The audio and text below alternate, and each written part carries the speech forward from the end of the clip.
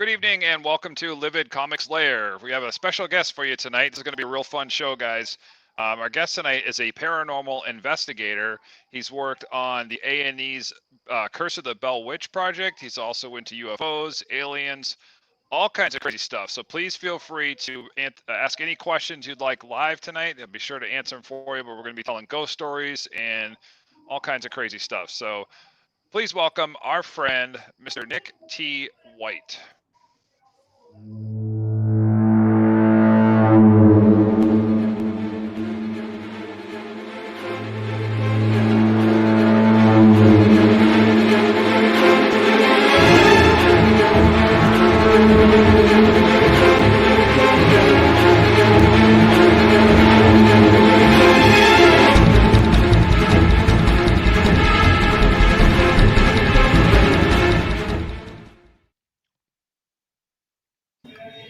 Hey, good evening, guys. What's up, man?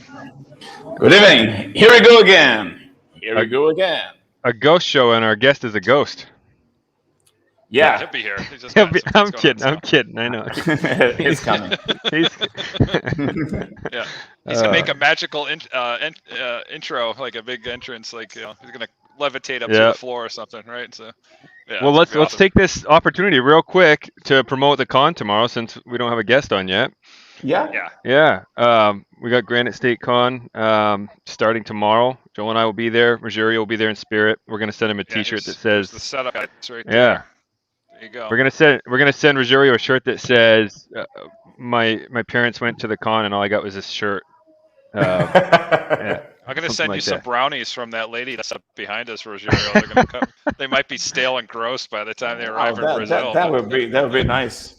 Yeah. I wanted to show this off. Look at that. Oh, nope, kid. I want him to see the blood. There's no blood. No, I'm just kidding. It's Smucker's raspberry jam, sir. It's raspberry jam. Yeah.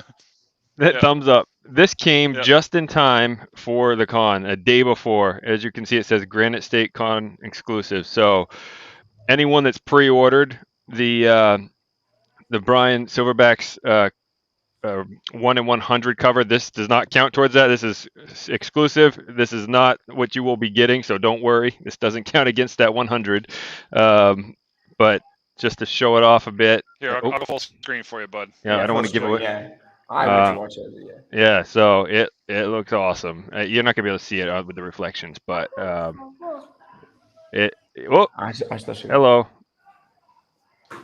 there. Woo! Yeah, yes, it looks awesome. It is awesome. You got the back.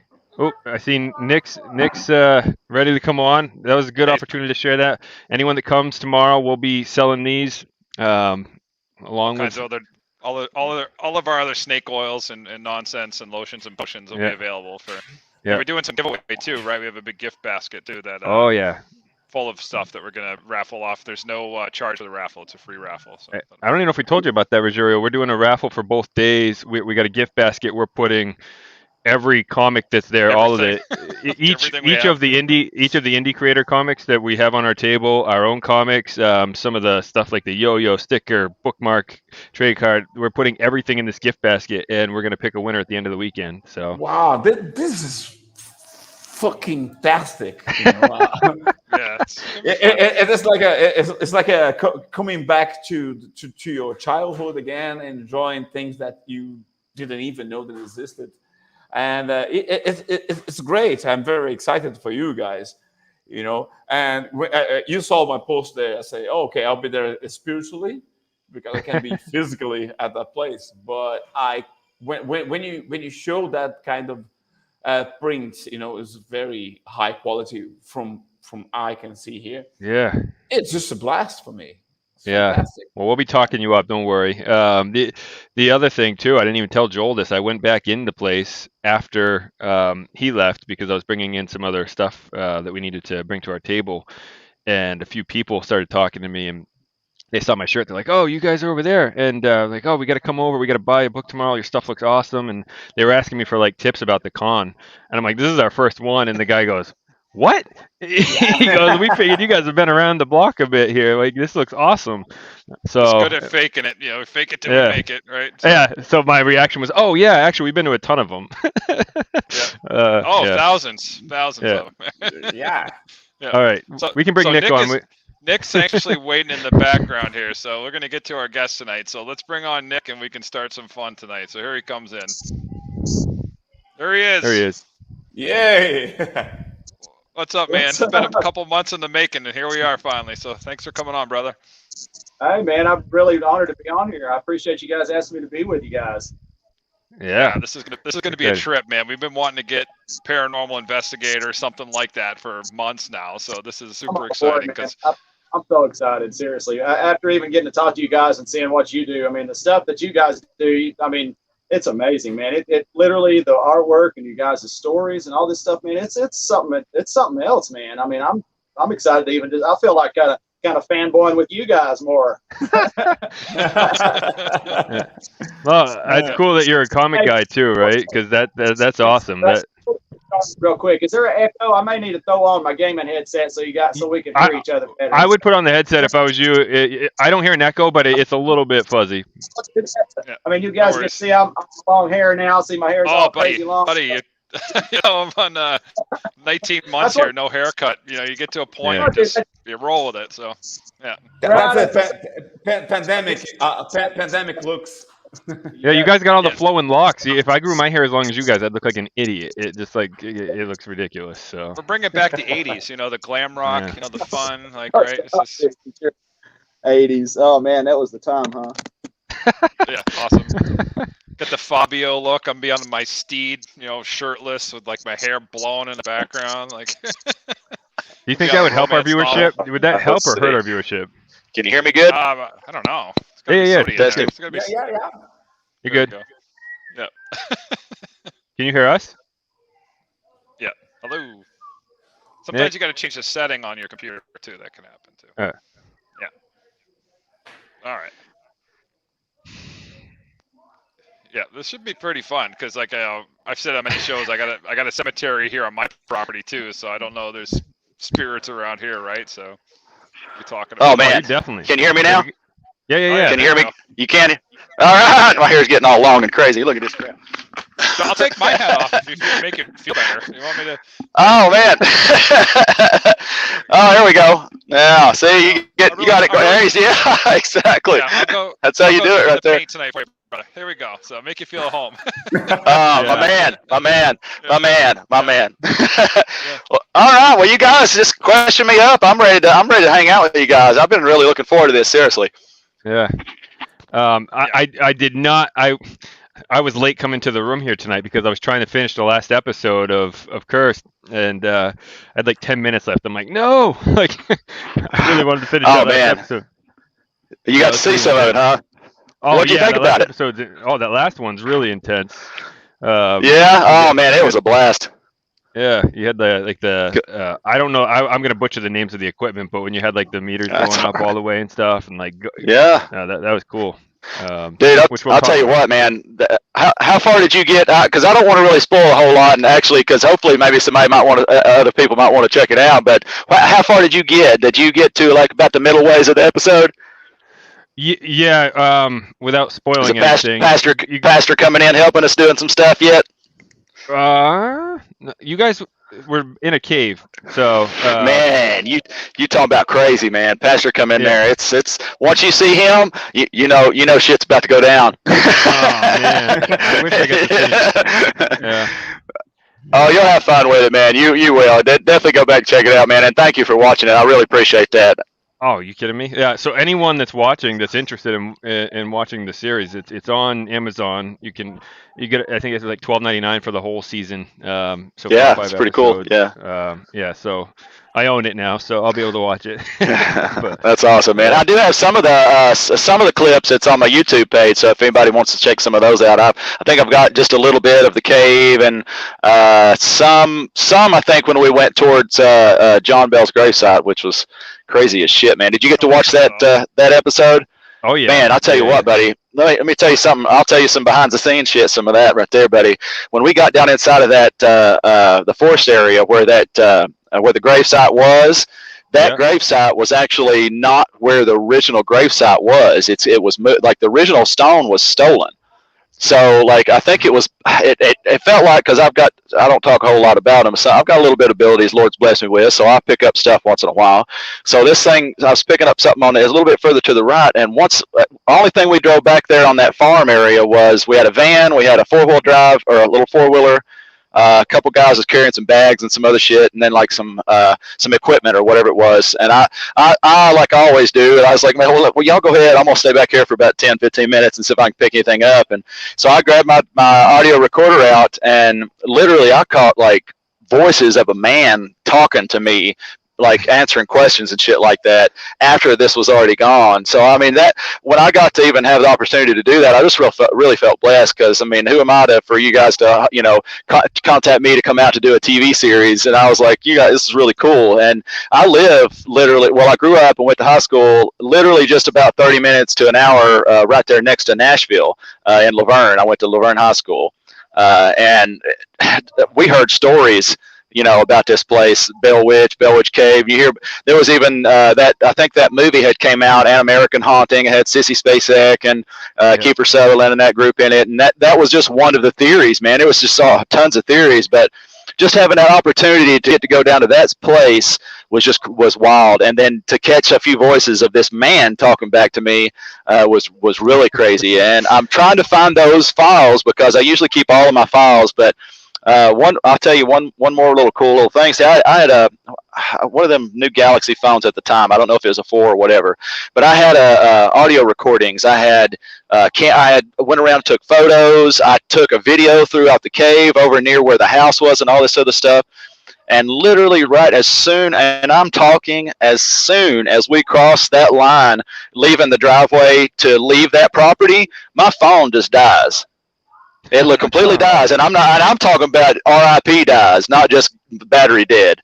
This thing, it was a Verizon phone, so it popped back. You know how when you turn on a Verizon phone, it just gets all red and it says Verizon. Da, da, da. Well, this thing literally just shuts off. It goes like a whitish, like pinkish version of a red. It says Verizon and just dies completely. I've still got, if anybody out there knows how to fix a corrupt friggin' little SD drive, I still have that SD drive. So, contact me and I will send this thing to you if you guys can pull off some of this stuff, because I know for a fact that there was this little girl following me and they talk about that they was following John, but that wasn't the case, which was kind of got me a little bit. It was following me, and I seen her twice. And this was part of my abilities. I even mentioned it to them, which kind of got me a little, I was like, all right, it was me. But when I went through the little hotel area where I was staying, there was a little bitty girl. I mean, she was probably 4 foot tall, looking at me at the end of the hallway when I was getting ready to go back into my hotel room, and she just looking at me, and she gave me that feeling. You just know, I mean, even people that don't have abilities, you get that feeling like, what? That ain't no little girl looking at me. So I got closer. I thought for a second, I was going, if it's a little girl, I love kids, so I'll say, hey, honey, you okay or something, whatever. But I get up through there and I look around the corner and there ain't nothing there. So I said, okay, here we go. And usually when I go to investigations, which it's funny, it did it on this TV too, that when I go to investigations, I tend to get pictures or sounds, or sometimes these spirits tend to contact me in somehow, some way before I even go to this, to kind of let me know what's going on, or there's a story or something. And I saw her, she was gone. I was like, all right. So, and then the second time I saw her, and Joel, you shared a photo of this gravesite. It's a stone gravesite. Okay. I think that's her. And when I went in there, once I share a photo of me standing over it, talking to the people, all 3 of them. And it was that moment when I had turned to the right, I looked over here, and I swear she was just walking right into a wall, just like that lady Chris was talking about. She was the owner or curator, whatever you call it. She was talking about that, where she had seen some kind of figure walking into something, looked like they walked behind something. It's the same thing that I saw walking. And then later on, we heard a girl screaming, which I can't believe that this wasn't on the show. Oh, We man. literally heard a girl screaming, and I'm not kidding about this. I swear, Lord Jesus, strike me dead right now if I'm telling a lie. I'm telling you right now that there was and it was like just like you would think, like, coming from the back. And I'm like, and you see me, okay, now you're going to see me, John, and this is part of you'll notice when I notice it too, because I look at Chad. And it's in the 5th episode. You'll see me in the 5th episode. I'm in the cave at one point, and you're going to see me standing over top of while the pastor's doing some stuff and things are going on. I'm not going to spoil nothing, but you'll see me sitting there. Watch my face, because I literally start looking around because I start hearing things already. I was hearing some kind of whispery shit back behind my head, and then literally that thing goes off going, whatever, and I look, and you see me looking, and Chad turns around and looking, and I'm thinking, am I the only one that heard that shit, dude? Come on. And it was nuts, man. It was some of the coolest stuff. And man, I hope sometime I get to go back and really check it out, because it was nuts. It really was. That's wild. Yeah. What do you think? What do you think, Nick, is leading to the energy in the Bell Witch Cave? Is it because that grave was robbed or whatever, or is there something unique about that? Like maybe the cave composition. Or, yeah, what makes it so? I guess have so much energy there, some supernatural activity and things. Well, the cave itself, I don't think it has to be doing with anything but the cave and the Native American gravesite that's right above it. A lot of the haunting and things like that, one of the theories that I've got about it is when they ended up taking some of that stuff away from that gravesite that was in that burial mound. The burial mound is right above the cave, and it's a mix between. This was way back before all the Native American tribes had split up over here. And they were called like the Mound People or something like that, actually. Excuse me. And they were Choctaw, Chickasaw, Cherokee. I'm part of the Cherokee tribe. And there was another one that I keep forgetting. I don't think Seminole. I don't know if Seminole was part of it, but I mean, I would think maybe, since they're kind of the Florida thing, but I can't remember. But that split up, and that's their whole burial area. And that cave itself, the reason where the witch thing comes into play, I'm going to tell you right now, I don't think there's a witch at all. I think it all had to do with that Native American burial ground and the aspect of that sentinel that was actually in that cave. The witch story, to me, is just a strew amongst the ages that people have just turned into a witch story. Kate Batts, I got to talk to Hank Batts, and like the people, these people are related to her, and to even get to talk to them, you can even tell how they're really nice people, really good people, and I enjoyed talking to them. And to me, I think because of the reason she was like you'd think now, like a holistic healer, knows about herbs, knows about what, like if you get sick, eat some ginger, if you, stuff like that. She was that kind of person, so she would help people a lot. She'd heal people, she'd give them stuff. So of course, years and years ago, what's the first thing you think of if she's doing something out of the ordinary? Witch! So she's a witch. But then when all that stuff went on, all these different arguments, from anything from about the land or about, that where they had a love affair for a little bit and all this other, it's just all construed completely, where it ended up where they thought it was a Bell witch. But I don't think it is at all. When I actually went to the cave itself, I had to have something pulled off of me because of that area. That area was strong. The power in there is strong. The energy is strong. When you walk into that little front gate that we walk into, that where it goes into that full spectrum view, that purple color, that's me holding the camera. I did all that camera. When I was holding that, and you watch me, as soon as I walk into that gate, like I felt something punch me in the stomach. And I don't usually feel like that kind of stuff unless I'm around either not technically negative, but just powerful energy, because it's just a strong entity or a being or an old enough being that may not even been human before it became a spirit. And this area, I think, in my opinion, this is why I always say this, it's in my opinion, that when people start going in there messing around with things that they shouldn't have, which was the Native American site, you always hear where's it going to usually start? It's going to be at the burial ground where y'all messed with stuff. You got to show respect, man. You can't. and I think if you go into any other grave area or cemetery or any of that kind of stuff, it'll be the same thing. You just can't go in and cause a bunch of problem. You go in, show a little respect, let them know you're there, especially if you're on a Native American burial ground. Take some tobacco leaf, take some cannabis. Like literally, you can literally take this stuff and lay it out for them and let them know that that you're there for peace. You're there just to, and let them know, say, hey, I'm just here out of respect. Just love to look at your area and thank you for letting me be here. That, just saying that alone out loud will save you ass, because these kids that, you know, really for real, these kids, Drury Bell and I can't remember his buddy's name, but when they had went there and stole stuff out of that gravesite, brought it back to their house and all this stuff, and they're losing bones out of this skull that they had, and then didn't even take it all back, didn't show no respect, taking it back, nothing.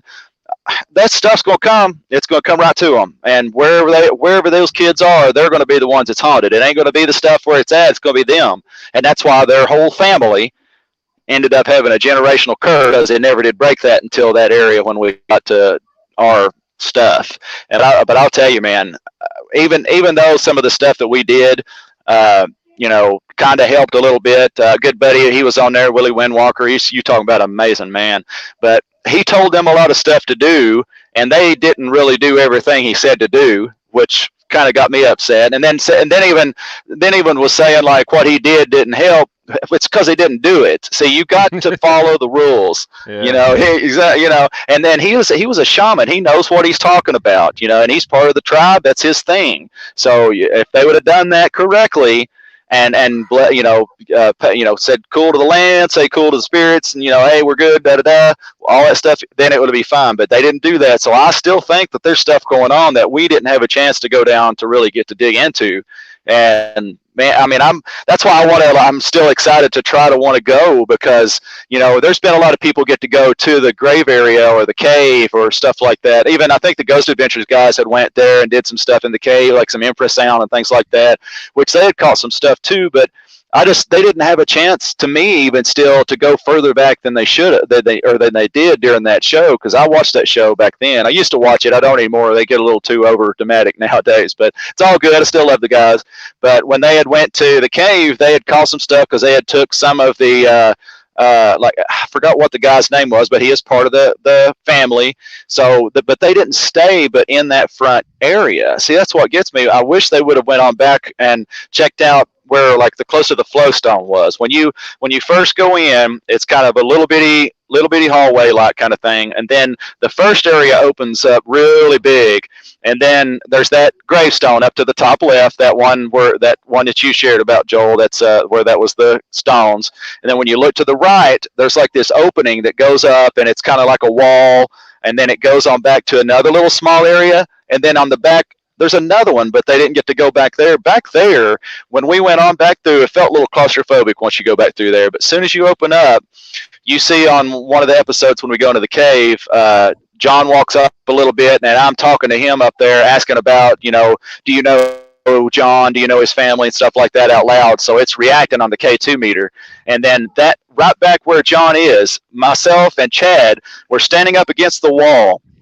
And this is another thing that they didn't show on the show, which really is wild. This is probably why the show didn't keep going, because they didn't, even me as an amateur editor, I know that some of that stuff y'all should have put in there, because it's real deal stuff. Everything we did was real.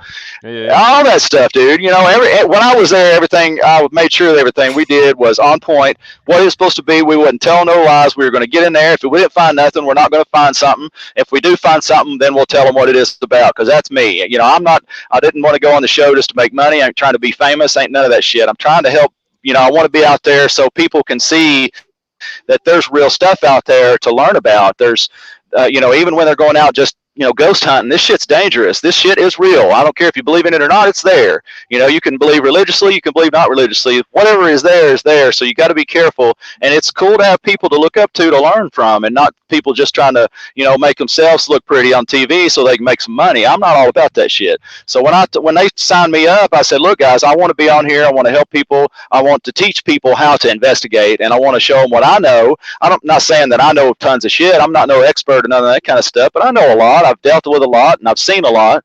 So if I can help these people, that's what we're going to do, you know. And they were cool with it. So every single time we got to catch something, this blew my mind when they didn't catch this, or they didn't put this on there. When we were standing up against this wall, him and I was standing here, Chad was standing to the right of me, and where we were standing, I just have to describe it because they didn't show none of this area, which kills me. There was a flat little area, and it kind of went under behind us. Like if you were at our ankles, there was a gap about this much up under to the, and it goes on back. I remember it went on back because I tried to crawl up under it, and they did. I guess they did show me crawling some in that area because I don't care where to crawl. They were like, "Oh, are you okay? Just crawl under there." I said, "Well, come on, yes." And so anyway, I'd heard something before we would sit there, but literally at the same time, something grabs me on the right shoulder, something grabs him on the right shoulder, and we both jump and like, "Wow, dude, whoa!" at the same time. And I was like, what? Some just touched me on the shoulder. What just happened to you? He's like, "Dude, the same thing just happened to me." He didn't say dude. I tend to say dude a lot. But he said, "Yeah, something just happened to me on the shoulder." And I'm like, so we started like trying to figure out what this stuff was. And I'm like, when I saw the video on the TV, you didn't show this stuff. You know, when we went there, there was a thing that we caught voices, and it ended up saying Sentinel. This is why I say Sentinel. And the Sentinel was a protector of that area, of the graveside, of the gravestones, of the spirits. Maybe even still need protecting because maybe they felt comfortable in that area. Because I always tell everybody, there is nobody stuck. I don't care what anybody ever tells you. Nobody's stuck. Nobody is stuck. Period. These spirits, in my opinion, they go to where they're more comfortable sometimes, and maybe they were comfortable sitting out in front of that cave where it was cool and comfortable and out in the open, and that's where they like to be. So that's where they went, because they didn't want to pass through that veil to go to wherever it is, what dimension, whatever realm or whatever they're going to. They're they wanted to chill out where they felt cool. That's their heaven in their own opinion. So that's where they're going to stay. That's when people say stuck, just think of it as your spirit's immortal. It's going to go on somewhere, but there's no way, unless it's got a tractor beam, I don't know, of something that's going to hold your energy here. It's not going to happen. It's just there may be a reason. Their spirits can't attach themselves to things. That energy can't attach itself, like to the walls, even to the floor. You know, that's the stone tape theory, the theory that this energy, after so much things or so many things have happened in this area, or profound things have happened in this area, that energy will stay in, locked into this stuff. But it's not because it's stuck. It's just because there was that much. And anyway, the stone tape theory is more of a residual, like something it's like a tape playing over. If you record something and you play it on repeat, that's residual energy. If it looks at you and your wall, that's but the Sentinel there, I think it was him. Maybe it got attached to me. I'm not sure, but I don't think it was. No, it couldn't have been him, because he felt, even though he was really powerful, he felt positive. And that wasn't that. I don't even think what made me I kind of threw up later after. And this was when we were leaving, when John kind of bends over. I don't know if you saw. I think that was the third episode or something like that. Maybe when we first went in and walked around, and we kind of walked out pretty quick. John felt kind of bad. He was sitting down. Do you remember seeing that part? Yep. He got sick like, but I threw up and said it didn't show that either, which I was upset about a lot of that stuff. They should have showed everything, man. It was just really awesome. But I mean, it's evidence. I mean, me throwing up, seeing things, John even ended up throwing up. I remember that now too. Yeah, he ended up throwing up too after that whole episode. So, there's a lot of that stuff that they didn't show that really took away from me, or like, in my opinion, from the story, because there was a lot more background that people didn't get to learn about. There was a lot more activity that people didn't get to see. There was a lot of stuff that we caught that they didn't even talk about. And I tell you what, buddy, having something pulled off from you, after I tell everybody all the time, I always, when I'm speaking, or I'm at an event speaking, or I'm talking to people just about teaching anything like this stuff, I always tell them to protect themselves. Whether you're religious or not, there's ways to protect yourselves. I even carry all kinds of things just because, like, you can take all kinds, like amethyst. You can carry amethyst. I even have this in my pocket. You can carry amethyst with you. That'll protect you. There's stuff like that that'll protect you. But I got too excited to be on TV, and I forgot to take my stuff with me, and forgot to say my prayers before I went in. So that kind of got me a little bit. But having whatever it was pulled off of me, I don't think it. I still don't even think whatever it was that was attached to me was really negative. I think it just needed energy, because as you guys can tell already, I'm full of energy. I'm always bouncing off the walls and shit. I drink Red Bull. You ought to see me then. And wait till I get to see you guys at an event, because I'm over the just bouncy. But I think that this entity needed energy, and like my positive energy, I guess, I don't know, and just needed that. So I think that him or she just kept coming with me. I ended up having to come all the way back home, or I ended up coming back home. And when I came back home, this is where I had to have it pulled off of me. I got all kinds of friends from all kinds of different religions. I have a lot of friends that deal with different things, like my buddy Willie Windwalker, stuff like that. My good buddy that passed away, God rest his soul, Chris Sutton. He was an amazing man. I tell you what, he was a great friend of mine. He sent me I've got it hanging up there. I'll grab it here shortly. This little bag that is a prayer bag it was like one of their protection bags. Sent it to me, and stuff like that really helped out, and ended up getting this thing off of me. But I can tell you, if people want to know like what you're going to feel if you think you're getting attached to, I can tell you this right here that will let you know. You'll start feeling stuff in the back of your neck. It's going to start pinching at you. It's going to be literally like somebody goose you or something like that. It's literally going to feel like that right here on the back of your neck, and it's going to feel like they're just twisting, twist, and that's the first sign. And then after that, you're just going to start feeling the weight on your shoulders. This is what happened to me. You feel a weight on your shoulders. Your whole body's going to start feeling like it's being weighed down. You're in the water. I felt like I was in water sometimes, and then I just started being all pissy, just meaner than a rattlesnake. And when I do have a little angry, if I get an angry spurt, I get kind of mad. But man, I'm telling you what, I have never, even when I quit smoking, I was just mean. I mean, I literally, you'd not know me, and you guys was a different person. And it got to that point to where I even noticed that I was like watching myself just talk, and I was like being pissy at people and shit, friends, and it wasn't me. And that's what really got me to like, oh, okay, this ain't right, because I just watched myself say something that was just not the right thing. And so I got a hold of some people, got some things worked out, got that thing off of me, and it was a mess. But like, always carry something with you when you go on these investigations, wherever you're going, even if it's like a friend's place that says it's haunted. I mean, even if they've been living around this entity for so long, it don't mean that entity's going to be cool to you. They just may be cool to them just because they live with them. If you come over there, they may be thinking about you intruding their area. Be like, what the hell are you doing here, dude? I'm gonna F you up, and that's what could happen. So carry something with you, carry everything. Shit, I don't know. What else I got in here? I got some more stuff. Let's see. I usually carry all kind of stuff. I even had my rosary in here earlier. I do. Yep. See, I always carry this stuff. I always carry your stuff. So look here. This is one of my rosaries I carry. This is blessed. This is from St. Mary's Catholic Church in Virginia City. This was the oldest church in that area. Where's my camera at? There it is.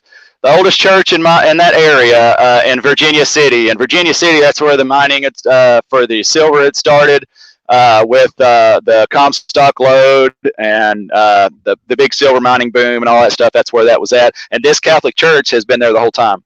And that's where these guys, I got that from them there. I've got some holy water too I got from there. I thought that was awesome. But carry you something, protect yourself. I mean, it's stuff's real. I had it happen to me, so that's why I try to just relay what happened to me, and hopefully people can learn from that kind of stuff. Nick, I have to say, I believe in every word you say, and I know you. I can't hear him. Is he? You got mute. Can I hear you? Can you hear me? I hear you very well. Yeah. I don't know if you can hear me. Nick. I can't hear him. Can you hear me? Yeah, I can. Yeah. Hold on. Can you hear any of us, Nick? Oh, did my thing die on me? Is it me? No, it's not you, Rogerio. I think Nick's not hearing us. We can hear his mic, but his headphones aren't working. Yeah. That's okay. Can you hear me? We can hear you. Yeah. Oh, I can hear you, but I don't think you can hear us. Yeah. So we can hear you, but you can't hear us. You can't hear me? Yeah, we can. I can hear you guys. Let's see what's going on. Can you hear us? No, you can't While he's hear setting us. that up, one of the things I would think about too is like, you know, the guys, Native okay, can Americans you hear were me there? so in tune.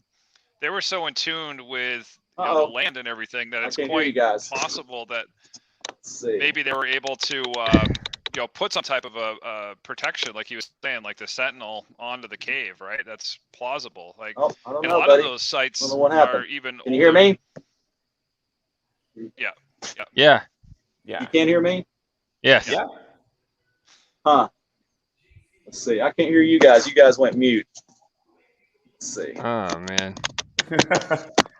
Is your check? Technical problems that happens all, It's. all I mean, the it's time. it's the Livid We're on a Lair. live This is what. stream. Yeah, it's all right. Testing 1 2. Yeah, we can hear you. Uh-oh. Yay. We can hear you. Does he have? Do you have your speaker on mute? Hey, check. He can't hear. I'm talking to someone that can't hear. I'll doesn't. text him. All right. Text him, yeah. Huh. Uh-oh. I can't hear you guys. We're not Is there a saying mute anything. button? Did you, let's see. Uh-oh, there it goes. Let's see. Cam mic. Did he have it muted this whole time? That'd be hilarious. This is new for me. Sorry. It took Let's see. 35 Camera one, minutes. audio. Check my settings here, guys. Sorry. Let's see. That. It's all right. Testing. Okay. He heard us before, right? Like, Yeah. didn't he respond to us? Yeah. All right. Yeah. So I was saying, you know, What was that? a lot of those sites too, you know, are. I was heard sometimes outside. older, It sounded much kind of older weird. than, Let's might be see. much older than what the people that are buried there. I right? may have They to put give me a the- second, guys. I may have. You can't hear me. You can't hear me talking. Yeah. I'm gonna have to restart this app for a second. I can't hear you guys at all. It went mute. Oh, you want to join in? What's up? He's telling What are you ghost doing, stories. Ski? His cat taps him Get on the on shoulder. back over freaking through there. butt. Let me restart this app. I can't hear you guys. Okay. All right. Sorry about Yeah, that. come back in. It's okay. All right. I'll be right back. We can do a sign language show. We could do the See, show in ghosts are sign messing with me. That's crazy. It's a, could be. Could be Could that be. sentinel. It's home with you. I Talk, yeah, I talk could just crap. send some text message. At least he froze smiling. He looks happy. This cat. Oh, never mind. Of course, it's happy. Yeah. I don't know if he was tired of talking over me, but I was saying, you know, the Native Americans are so in tune with their land, you know, that Yeah. it's plausible that they could have put some type of different energy onto a place like the Bell Witch Cave. Like, you know, that's something we don't understand. We think it's all like, you know, woo-woo science and a whole bunch of nonsense and things, but really it was just that they were doing something that we have no clue about, right? Yeah. And a lot of times too, a lot of those sites, you know, obviously they cared about their loved ones and their friends and family. Those are much older sacred sites. So it's plausible that you know, it could go back to like the Clovis people, like in that area. So Nick's down in Tennessee, in case people don't realize. So he's down in Tennessee. In that area, there was a whole bunch of tribes, like especially along like the Ohio River Valley, like in that area, that they found these sites that are 12 to 15,000 years old that are down there. So a lot of these places that we think are 300, 400, 500 years old could be thousands of years old, and then they built upon them. That's a pretty common theme that they do, for sure. Yeah. You know, Joe, I'm a paranormal investigator myself since I am 30. You know, it's been 20 odd years doing that. But my approach is I'm very skeptical, you know. There's I think it's good. So you should be. There's so much bull out there. But you have that 1%. Then that makes you think, oh no, that's something to it. And then like that makes you think that, all right, that must be something, you know, beyond my imagination. Even I don't have an explanation. I can really understand it, but all right, I can accept it.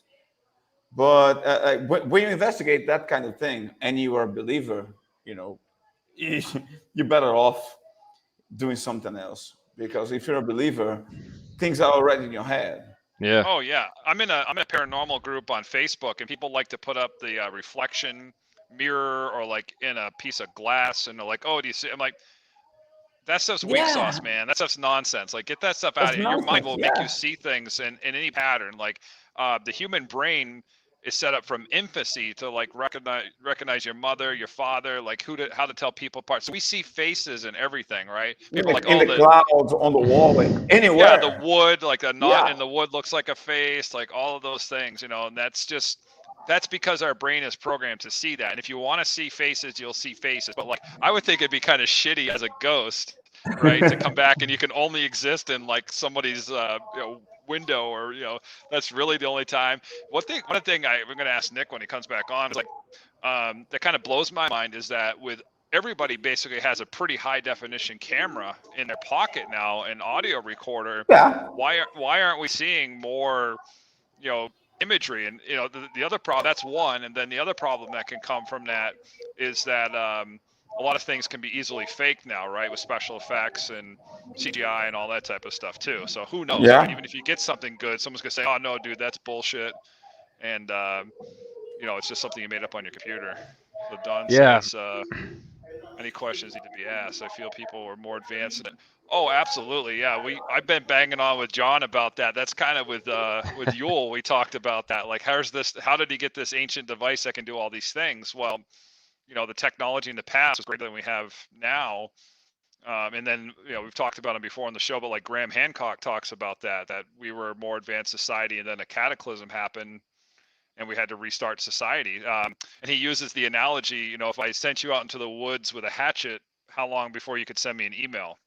Right. And it's a great, that's kind of where we are. Right. And it's entirely plausible that we were much, much more advanced, than we are now. And then something happened and we had to restart and rebuild society. And these people weren't dumb either. A lot of people think like, oh, the ancients, 1,000, 10,000 years ago, they were as smart as we are today.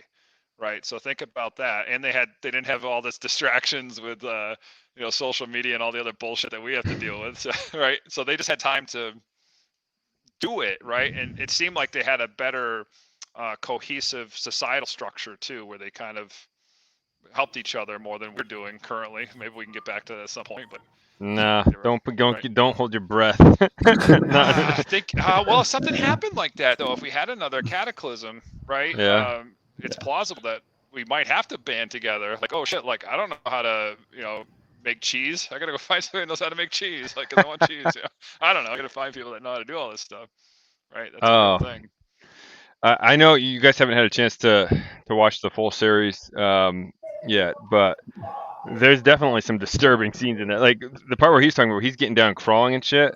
I didn't have the chance to do it. Oh no, okay. I'm like, he was just talking about that. Oh, there he is. Oh, he's back. All right. Can you hear us? Can you hear us now? I can now. Yeah, I just went ahead and I put it on my phone this time because I had it on my little tablet, and apparently I think it's just a tablet. It's one of them little Samsung tablets. It's crappy, but what's up? How you doing again? I was just saying, like when you were telling us the story about the how you had to get down and crawl, and you're like, yeah, whatever. Like they were all. We're watching the scene with my wife, and like where you started to get, and I was like, nope, hell no, not doing that. So I didn't even. We have a hike up here in New Hampshire where you go into the caves, and there's a couple really. There's a cave called the Lemon Squeeze. I don't know if you ever saw that, Joel, but it's like this. You have to like get through an area that tight, and like I was like panicking. No, you wouldn't. No, I was. Kid. I was a husky kid, so I'm not making it. But no, I wouldn't even go through it, and my son wanted me to go through it, and like I'm like, if I was crawling through a cave that tight, and I had to worry about a ghost, nope, I'm good. It was. If you're, I'm a little claustrophobic myself, but if you have any kind of claustrophobia, brother, I tell you, once that one little area, I don't know if that one where it's a little purple and stuff, where I show the UV camera, that full spectrum camera, dude, it made me kind of pucker my butthole a little bit, I tell you. One of the things we were talking about while you were off camera was that the Native Americans were so in tune with the land, and they had technology that we didn't understand. And when I say, technology, right, I mean like it doesn't mean your laptop or whatever. I'm thinking just more advanced understanding of things, that it's plausible that they can put spiritual protection on areas, right? We think it's all woo-woo bullshit, right? And also we're saying that a lot of the times these sites that we think are hundreds of years old are thousands of years old, and that they put their loved ones, buried them on previously sacred sites that we lost recorded history of. So there could have been a lot of energies and things put onto locations like the Bell Witch Cave just for protection. Yeah. And that's definitely, and it doesn't have to be a ghost. It could just be a protective energy, right? So it could be something exactly. like that, for sure. Yeah, absolutely. I mean, there's protectors in the afterlife just as much as in the life. I mean, even your people like your police officers and your good ones and your firemen and all these ones that really are protectors. Myself, I mean, I'll stand in front of a bullet for somebody because I love people that much and I care about people that much. So, I mean, you got these people like that throughout their lives. That's exactly how they're going to be once they're into this next afterlife. So just if they happen to be there, say they were one of the warriors or one of the guys that goes out and protects them as they go on their hunts or things like that. I mean, they're still going to have that same, protective, want to do that. So anywhere, I believe that can happen anywhere. Yeah, the Egyptians had it too, right? They put the curse on the pharaoh's tomb and all that stuff. So absolutely. If there's a Exactly. repeating theme, it's probably, I mean, how many times does something have to be a coincidence before it's the truth, right? So yeah, exactly. We might see some of that in Ewell in the future. You never know. Hey, you never know. He's giving a spoiler, a little spoiler. So, Not even for issue 2. This is far into the story, but never mind. Right on. Going back to your point too, Nick, about not messing with graves. Like I shared with you offline, and I've talked on this show. I have a family plot on my property. I have a cemetery here with 12 graves on it. My kids are 4, 6, and 8. We make it really clear to them, like when you go in there, you don't touch anything. There's even some headstones that are fragmented and they're set up on the walls. We have the old New England rock walls. And I say, don't even touch those. Like there's that there, and it's fine. Just leave, because the kids are just curious. They don't mean anything bad. Oh yeah. The kids touch stuff. That's what they do, right? So by I feel you. Yeah, and we go and we take care of it, right? We make that a point to talk to these people that lived on our land. We're in their home, right? They're still the guests. My wife had a reading done here. I don't know if I told you this. There was like I wouldn't call him a psychic, but he's just some guy down in Mexico, and he said that he sensed like he didn't. Well, my wife didn't tell him where she was, and he goes, well, I sense you're somewhere very old. And he's like, well, she's like, our house was built in 1850. He goes, okay. He's like, well, I'm sensing 32 spirits on your property, so I'm going to go ahead and clear those for you. You talked about being stuck, so who knows? But he said even some women Native American here too, right? So plausible, maybe, but could be. I've never got like the spookies in this house. Like, dude, I've lived in some pretty fucked up houses. Like, my dad was a minister, so I've lived in like old parsonages built in the 18th century and stuff. And like, cool. I've looked at homes when I was home shopping and things, and I'm like, dude, this house is jacked. Like, somebody died here. Like, I could just feel that, like, and not in a good way. Like, I'm not buying this house. So to your point when you said earlier about the energies and things, yeah, I get that too sometimes. Where you just go to a place and like, I'm not staying here. Yeah, you can feel it. You can feel it, can't you? I mean, it's your body. Your body. It's what I always tell people. Your body is your best equipment. It'll be, to me, I think that's your best one ever, because your body is going to tell you immediately as soon as you feel something unnatural, immediately, no matter what it is. If you feel cold, if you feel all this kind of stuff, I mean, that's it. Yeah. So Don has a question. He says, I see it. So do warriors die and live different after life? If someone fought in a war, is their afterlife different? I guess so. Is their experience different after they pass than if that was their existence in life? Hopefully I'll tell you, in my opinion, I always answer these questions in my opinion, because I tell like I say, I don't know everything. But in my opinion, I believe that if they were warriors in battle, if they had fought for a cause or fought for a reason, I think they may have a little bit of a drive to want to be a warrior or want to be a fighter still. But man, that's one of those things that if they were doing that during life, it could be something they may want to do something different after they get on to the whatever dimension or realm or whatever it is next. Because even myself, I'm putting my mindset in it. This is how I always try to answer these questions. Like, I'm putting my mindset, I'm ex-military, and I've always been that guy that tries to fight or protect people. So if I'm in, this afterlife, this different realm, maybe even this different realm may be a completely different way to live. Maybe even that now, if you go the religion route, you think of it could be a heaven type place where you're comfortable, everything's peaceful, there's not a lot of stuff going on, you're just there, you hang, having fun with your family, friends, things like that. In my more half and half, whether it be religious and scientific view, that I think that this different dimension or realm that you're in, I believe that you're going to end up doing something more profound even than what you're doing in life. Kitty, you're going crazy over there, dude. What are you doing? I'm sorry if the cat's going crazy over there. You're telling ghost stories and the cat's like tapping you on the shoulder. So we're like, this is. see, that's what got me. See, I'll tell you right now, you can even, and you know what? You could go back and even listen to some of these podcasts that I've done before. And I swear, every single time I start talking about this shit, especially when I'm talking about when I got attached on, that stuff goes on. Then it's something. And darn if my blame thing didn't go out. See, and that was right when I was on the middle of talking about that stuff. Now I'm telling you. Hopefully it ain't him, because I think even when I went back, because I got to go a little back at the very end after that, and this is what I even try to do if something like that goes on. I've never been attached on but that one time, but like I say, when something like that goes on, like if there was something enough profound for me to have a closure. Kitty, please don't knock over my books. Oh, this is crazy. Trying to talk all serious and sciencey and shit, and my cats are going crazy. Honey, cat's batting a book. Come here, girl. Let me introduce you. Yeah, she's up here on my she's standing on my Michio Kaku book. I got into that kind of stuff. So it's a big one, and she's just kind of hanging out. Hey, you learning some quantum mechanics, girl? Oh, she's just flipping out over there, having a good time. All right, what did you do? Drink some Red Bull before you came over? She'll be back here through here in a minute, so just expect that. She's turning over my everything. People love the cats, man. It's good for ratings. You bring the pets on, man, our viewership goes way up. So. Oh, I love it. I love my cats, man. I've had cats ever since I could even walk and talk enough to even have an animal around. And cats, I tend to draw to them a little more because they could just have that I don't give a shit attitude. So that's kind of me. So. Hey, speaking of pets, though, good segue though with the pets, because on the show, Chad had his dog there.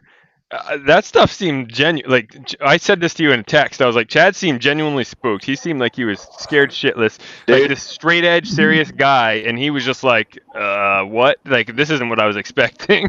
Dude, for sure, man. That dog was awesome. I love Newton, man. He was like the way, as trained as he was, I'm like, you could literally, when he had his vest on, that actual military vest on, Chad would always say, don't pet him or anything like it. Don't get too near him because he'll bite you. I'm like, he's that protective, that kind of guy. But immediately, as soon as you took that vest off, that dog turned into this like little kind of swagging his tail, shit, walk right up to you, petting you, just all good to go. But when every single time you would see that dog look around at something that was going on around us, whether it was in those woods when shit was going all over the place, or when we were in that one little spot of the cave when literally Newton was like flipping out almost more than I was, because it got me surprised for a second. And Newton's like, all this shit. And I'm like, dude. But I tell everybody, man, like cats, dogs, they both have this. I don't know if they're living in that realm somehow, or they can be in tune with that realm somehow, like how pigeons and doves have that magnetic pull in their brain. That's how they know where they're going, stuff like that. I don't know if it's something like that, how they're picking that up, or I've seen a cat watch a spirit, walking by, things like that. So I don't know if it's they even have that ability to see these things or not, but having a cat and dog around on an investigation, I would recommend it, man. I really would. But you need to, if you do take one thing I do recommend is you really have to watch them, because spirits can tend to attach to animals pretty quick if you're not careful. But usually if you're near them and you've got enough stuff with you, or you can even maybe put them a little necklace on with some amethyst, some hematite, or onyx, or just your bait, anything like that. As long as you got some of that around the dog, you're gonna be fine. And as long as you're near the dog, you're gonna be fine too, or the cat, whatever. But you can't have them. You can't have the kind of cats that are crazy or anything like that. You guys are gonna have to chill out over there. that you can't have them like going crazy and just run over, because that energy, that anxiety, that energy will create that type of energy enough and it'll start drawing that type of entities if you're not careful. Especially that's why you see some of these that are real on TV, that if they start provoking or start, that angry energy or that or screaming out loud or all this stuff, you're creating that type of energy around you. So that's what you're going to start drawing around you. And that's why I tend to go all respectful in there. Just like Joel, if I'm walking into your house, I'm going to knock on the door first. I'm going to make sure you're there. Then I'm going to introduce myself. If I didn't know you, say, hey, man, my name's Nick. I'd like to talk to you. I've heard a lot about you. You're an amazing guy. You do one hell of art. And I just want to get your autograph and get some photos and talk to you because I'm a big fan. So that's exactly how I would talk to these spirits, because, hell, if somebody's walking into my house and screaming and hollering shit, I'm going to say, get your ass out of here. I ain't gonna talk to you, or I wouldn't even talk to him if I was a spirit and I could get away and out of that area. And I ain't giving you the time of day, man. You should come here running your damn mouth. Get out of my house. That's what I would do. So go in there, just sit down, talk to it, and I guarantee that you're gonna get more evidence if you go in there and start showing respect to these spirits, especially the spirits. If you're going to an area like you would think it would be a Native American haunting, or, you have your military people haunting, or even go back to your warriors, those type of people, or even just these protected, say a homestead, like a cowboy like myself. You go back to these old school cowboys. I mean, they're these, this patriarch family. These men took very good care of their properties, their families. They did it. So you have to show some respect to these people and these entities, because they're not going to talk to you if you don't. So that's to me, I recommend going in like that. Go in there and talk to them, and that's all. Approach it like that. I have no idea why I digress talking about that, but no, hey, that's all right. Man. Well, to your point, some I've seen, I'm not going to say names, but some of the investigators will go in and try to invoke the spirits, right, negatively, or threaten them, like, sure. Why aren't you talking to me?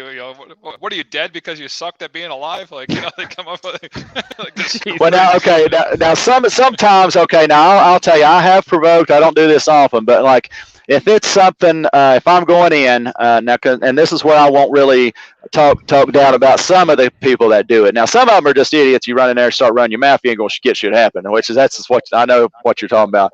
But you get something now. If you get in a situation and you do know for a fact that it was, say, a serial killer or somebody that treated their family with disrespect, or just a punk that you just know that in real life, in life, if they were near you, you'd be against them immediately.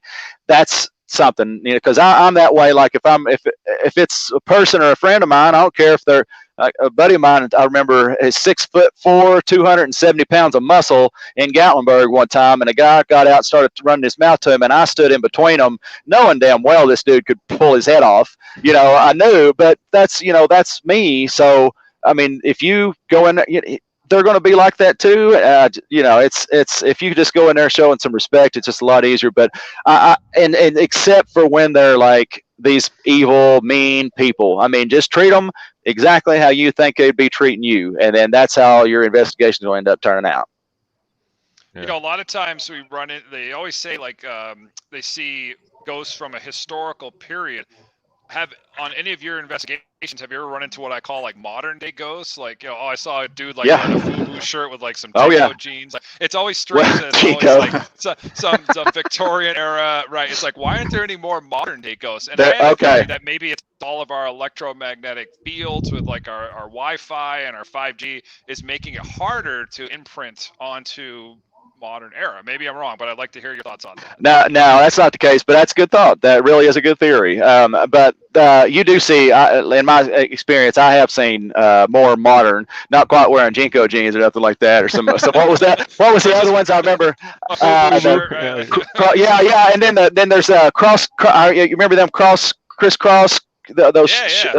crisscross and make it, and then they would wear them backwards pants. I used to wear those kind of pants and all that too. I think one of the guys did die. So I can't remember. Maybe I will say Jenko jeans do haunt me to this day. I don't know if they're ghosts. They haunt your closet still. Dude, they go for 300 a pair on eBay. Oh man, yeah, shit. Years ago, I did a little skateboarding, which I probably couldn't even stand up on one now without busting my face. But years ago, I mean, that was the thing. Everybody's wearing them, big old bell bottom friggin' jeans and all that stuff. I used to wear Vans and all that, dude. That was a good time. But yeah, to answer your question, I've seen like a more, now when I say modern, the to me, in my opinion, the most recent clothing is probably around that 80s kind of clothing. It's been one. It was kind of like a where they used to roll. I can even show you. You see how they used to roll their pants. Yeah, well, I did this, but I used to tighten it up, roll it up like this. Yeah, exactly. Yes.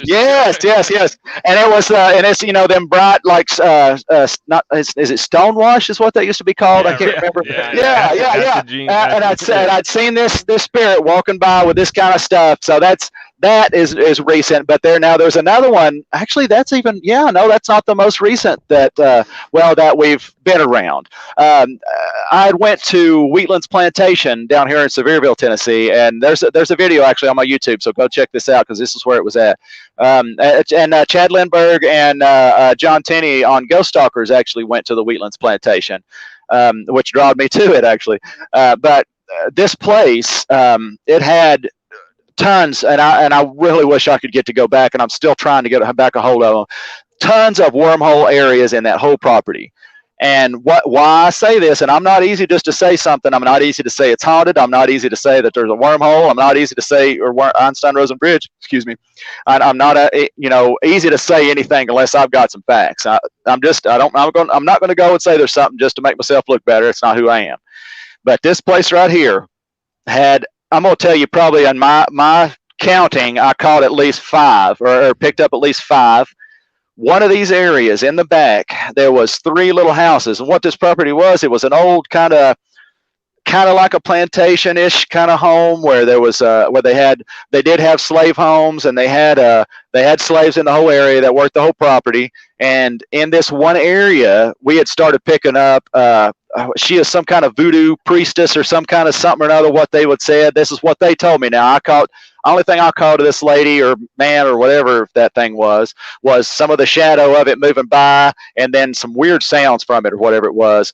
But this whole area back here where that was, to me, was just the biggest Einstein-Rosen Bridge you can see. I mean, you could feel this thing. Pulling up in a car, you felt like you was kind of teeter-tottering when you even got kind of close to it.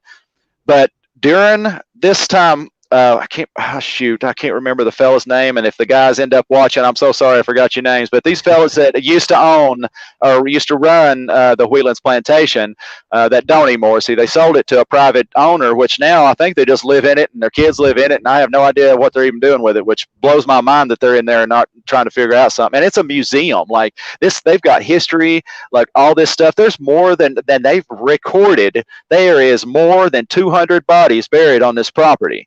Just for an example, they have a whole area where their slaves were buried and all this other stuff. But anyway, I'm digressing again. You'll learn that I tend to just run my mouth all the time. Well, that's fitting for our show.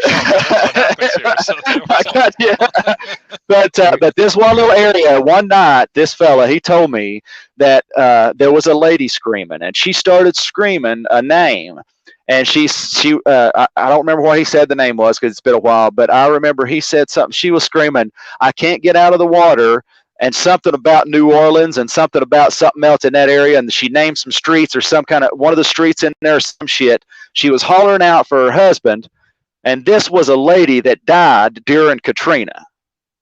That's what flipped me out about the place. That actually started getting me really kind of interested in looking in that place, because that just tells me more of stuff I already believed, that when you are in, say you're in, I don't know, I'm just gonna make it up, if you're in Virginia and you want to talk to a spirit that's in California, and you open up a visual like we're talking right now, like even Rogerio, like if there's even like a spirit there with you, and I've got one right here, we can end up asking that spirit questions and talking to them. And then once even we've turned our cameras and all that shit off, they still can can get to you and talk to you and get where you're at. Because I've even had when I went to what was it?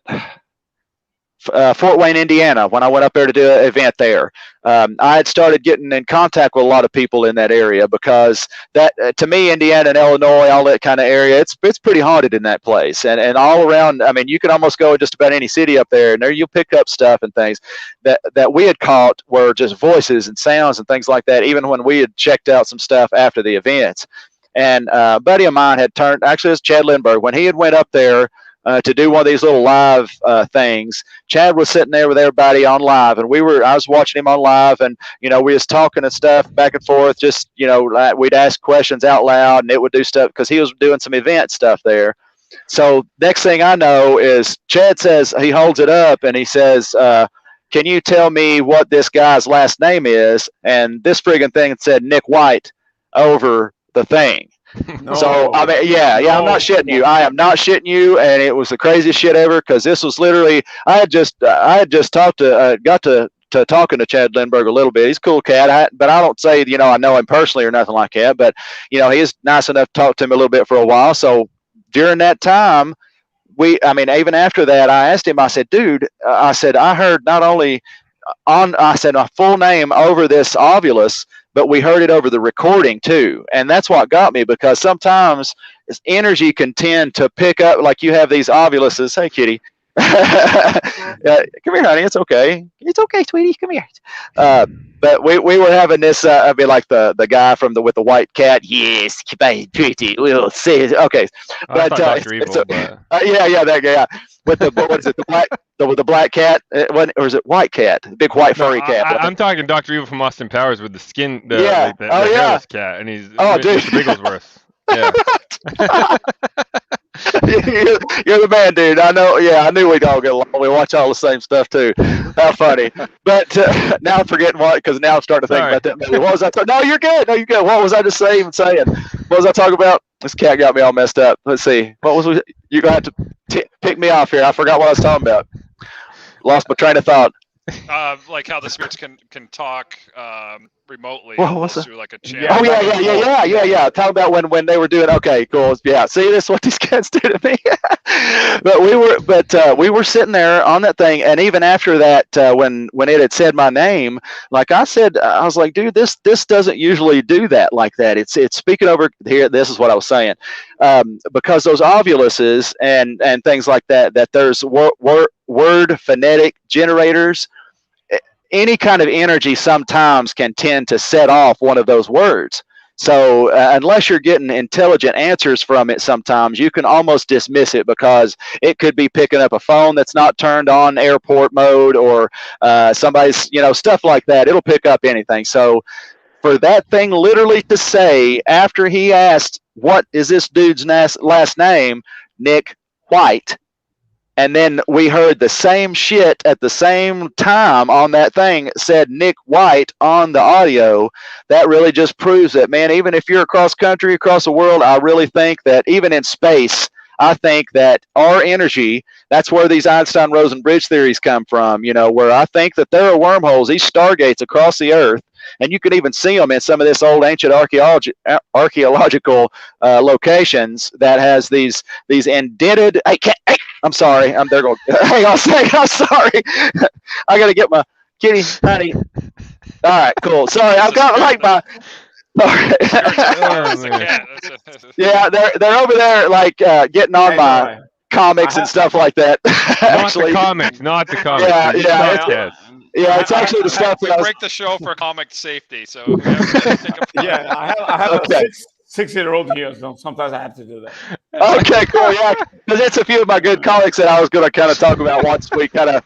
But yeah, sorry. Okay, yeah, but it just getting that opportunity to see or to hear that stuff, to go across two different objects that are two different kinds of ways to investigate, just verified it to me that there's a way that they can talk, and these like I say, these stargates and stuff like that. There's a history of these type of those things. And I just think that there's one way or the other that we right now probably could create some kind of frequency or vibration or something that would be able to get through all that dark mass out there, and talk to somebody. And I think that we've probably already talked to a few anyway. Some of these signals that we've sent out years ago are actually starting to reach these, these possibly habitable planets out there. So that's where it all comes back to where I've started learning more of that stuff now too, because I still think that these ghosts and things that we're seeing, they're in a different realm. And it's just in these areas that we're in, it just happens to be thin enough to where, at the right time, with the right lighting, at the right energy, say from the moon, it's giving you gamma radiation. From the sun, you're getting solar radiation, or whatever it is at the time, maybe even magnetic energy, because I think right now here soon, our magnetic field around the earth is supposed to be flipping or moving or some shit. So like that stuff, anything I think could really cause that time enough to catch that evidence. So hopefully, I'm going to try to dig more in. I'm trying to reach out to others that's out there, that's engineers and, scientists and, anybody out there, even right now, if you're watching, if you're quantum mechanics and cosmology and engineering, things like that, get a hold of me. I'd love to, because I want to try to really see if there is a way that we can create some kind of frequency or sound vibration, because I've even seen sound itself move things. Even just you and I are so into it, man. Like I had the theory that a lot of those ancient structures were built through acoustic levitation. It is because, and I've watched, and I can almost actually answer that with a yes. And I don't usually just straight up say yes to that. I always say in my opinion, but I will almost give that a straight up yes, because I watched with my own eyes a scientist that had a little thing, and I even had something. I wish I had it still. Well, it's had a little Tupperware thing, a little plastic thing it was about that tall on the edge, and it had sand poured inside of it.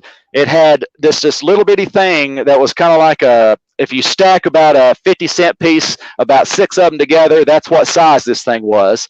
And it was sitting over it. And when he turned, he had it hooked up somehow, like he had it where it would just do this sound like a, and it just keep going loud, and then it would just, whatever. But when he got to this point, it would start vibrating the friggin' sand and literally start creating these little circles and these designs and shit in it. That really tells me that that's how they've been doing these crop circles.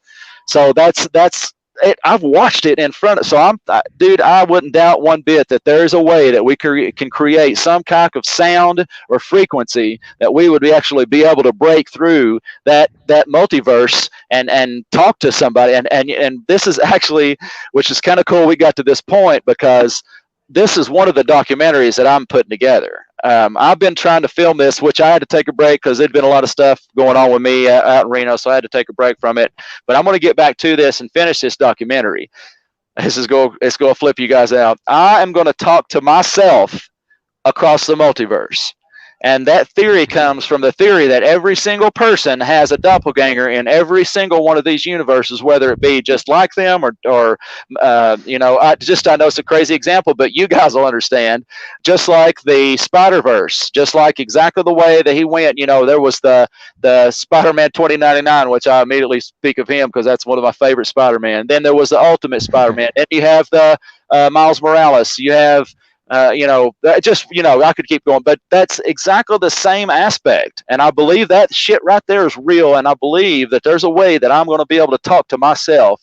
So I'm trying to learn a good way to make a Tesla coil to create some energy, to actually, figure out a way to concentrate some energy. Maybe there's a way. And I believe that it is. I think it's sound. It sure is.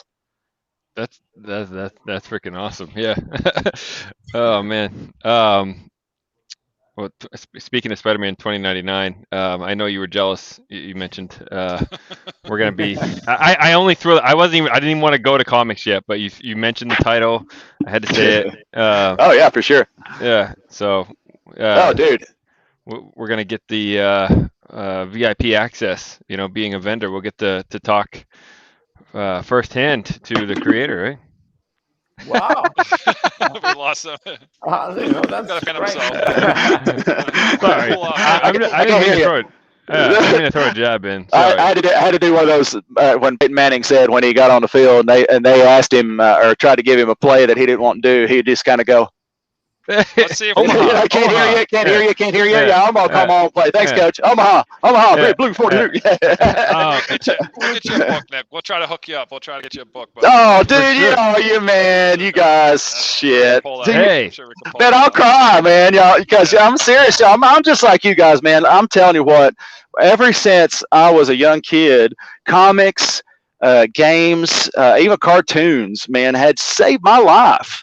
I mean, I've been through a lot of shit, man, and I'm not saying that I've been through more than anybody else, but I've been through a lot of stuff that I know one in particular, Batman. I even mentioned this to Joel, and now even John. I told him about me being a Batman fan. Batman to me is somebody that I looked up to and really kind of drawed to because of his hardships. I took 16 years of martial arts and I love the katana, and I'll show you guys here shortly and that stuff. But I'm not saying I'm Batman at all, because there's no way Batman kicked my ass. That would be it. But to relate with him, I've still got my parents, praise the Lord, and thank goodness that my mom made it through breaking her hip not too long ago, and she's doing fine now. But besides that, he went through a lot of hardships and trials, and literally just about every single time he had to do anything, he had to put himself through a lot of shit and sacrifice himself and even sacrifice his public image because of what he did for people and how he did it. And he would always, sometimes it even would get him down. I mean, it would stop him for a little bit, but every single time he'd just push through it and get right back to where he was at and back to Batman and back to kicking everybody's ass, protecting and helping. And to me, that gave me motivation to get through a lot of the things that I've went through. I've seen and heard things, even, other people, it's dealing with a lot of stuff, and when I would even talk with them about Batman and how like he was even somebody I would bring up as a like a reference to give somebody some inspiration, and see that's what comics and stuff has done for me. So I want to tell you guys thank you for getting involved in it, because there may be some kids that was dealing some shit like I was dealing with, or more or worse, that may pick up one of your comics and literally get inspiration and move on and be able to do some cool shit with their life because of you guys. That's what kind of shit that you guys do to me, that you ain't just people that are drawing cool comics. You guys are maybe changing somebody's life and giving somebody something to believe in or some hope with these things. So I want to tell you thank you for doing that. And that's why I was so excited to even get to know you guys. I mean, this is what I've lived and breathed ever since I'm 42 years old. I just turned 42 on August 11th this past year. And literally that's something that's given me motivation. So, thank you for doing that, and keep doing that shit too, because I'm loving that stuff that you guys are doing. Hey, I mean, and we haven't really talked about it much on the shows much. I mean, when we were guests on other shows, we talked about it. But Yule, when you talk about like impacting kids, right? Like you don't see it much in issue 1, but that's how you say it. I was saying it wrong. How do you say it? What? That's Yule. the one you're doing Yule. now, right? Yule. Yeah, I know. Everyone says Joel. Yes. Yeah. How do you say it? Yule, like Yuletide. Yule. Okay. Yeah, that's even better. I love that name. Yeah. Well, it's a Christmas theme thing, right? So like. Dude. Okay. That's awesome, dude. Okay. But cool. So, sorry. You don't see it much. No, it's fine. Like you don't see it much in issue 1, but there is a lot of deep meaning to the series. The cube that the kid finds, called the Kasi, feeds off emotion, and Will, the main character, has anger issues. So like he's gonna run into some shit in the series that you don't see in issue 1, where he's getting himself into trouble because he can't control the anger. So it's the deeper meaning of the story is this kid overcoming his anger issues. So you don't, we've mentioned it before, you might not see it too much in the first few issues. There'll be hints of it, but it's going to cause some trouble. So That's cool, man. See that right there, just like you're saying right there. See, even I mean, myself, I had some anger issues that I had to overcome, and that's kind of even the Batman thing. That because he was that angry cat. He was angry. See that right there. You may touch some young kid that just has this issue. Maybe they had parents divorce and they're upset because they were thinking it's their fault and they're just mean all the time. And don't like, oh, you don't care about me, I don't care about nothing. Get into that mode and read that book. And see that this Yule can overcome that and to become better and even a superhero that can make something change and change for the better. See, that's what they're going to see. So it's really amazing that you guys have that opportunity to do that. Yeah, I think, from a business standpoint, we're big advocates for child literacy. It was a big thing, and awesome. I always put it out there. If there's any parents that want to send me an address, I'll write to the kids. I'll do little sketches. I had that favor extended to me by some of my favorite artists when I was a young guy. Oh, cool! That was the coolest thing in the world. So I'll write them a letter, like just a couple sentences, do a little sketch, and send it off to the kids. Throw some stickers in there, or whatever. And yeah, I'm really actually excited. Part of it for tomorrow and this weekend with the con is connecting with the kids, and that might be their first con. That might be their first experience with a comic creator. So it's not only being an advocate for Livid and for Yule and our other titles, it's being an advocate for comics in the industry in general, right? You have to be that person that you could be their first experience and set their whole future up. So that to me, I get really excited about that. And my kiddos are 4, 6, and 8, so they're in that learning to read stage. And so when Dad started getting back to comics, now it inspires them to want to read more. And awesome. I tell them, I said, if you know reading, you can teach yourself anything. Really, you can. Schools, all the school does is really teach us how to learn, and if you can figure out how to do that. That's right. You don't need to pay hundreds of dollars for degrees. No, dude. Can pick up a book and read it, and you get exactly. it. Exactly. Yeah. I completely agree with that. And see this, even if I don't have any kids yet, and I don't know if when it's time I want to have a baby. I'm even thinking about adopting because of there's these kids out there that's maybe at these orphanages and stuff like that or foster homes that thinks that somebody don't give a shit about them. So maybe I can find somebody to adopt. It's having that feeling, and if I can take that away from them and to have them to feel like they've got something and they matter again, that's what I want to do. And that's kind of that's I think when it comes to that homeschooling, this is what I was putting my mindset into. If I did have a son or a daughter, or a werewolf or a vampire, whatever they want to be. I don't give a shit. But I think I would prefer. I'm gonna teach them at home, and it's not going to be. Homeschool. That's what we do. Yeah. And everybody out there that's doing homeschool, friggin', word, because I think that when you're teaching your kid something that, for one, that they're interested in or that they have a passion about. Myself, even now, still I have this issue. If I don't like it or I'm not passionate about it or I just don't give a shit about it, I'm not going to learn nothing. I'm not going to listen. I don't care what you tell me, even if it's something that's easy as this little knife that I've got right here is black. I'm not even going to remember that because I don't give a shit.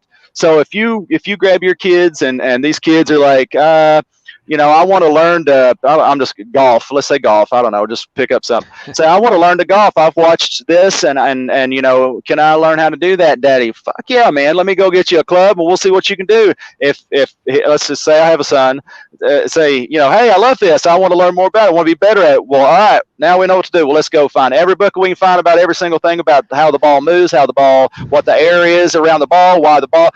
Let's learn it all. Let's start learning engineering. Let's start learning aerodynamics. Let's start learning, why don't you do, that's why I think all kids should really homeschool until they're maybe at that age where, sure, you can take them on these field trips to areas. Because I think one thing that may kind of lose a little in homeschooling is maybe that social interaction a little bit. But man, see, nowadays you almost don't have to worry about that anymore because of the other stuff that I love doing is video games, these multiplayer games. You get on.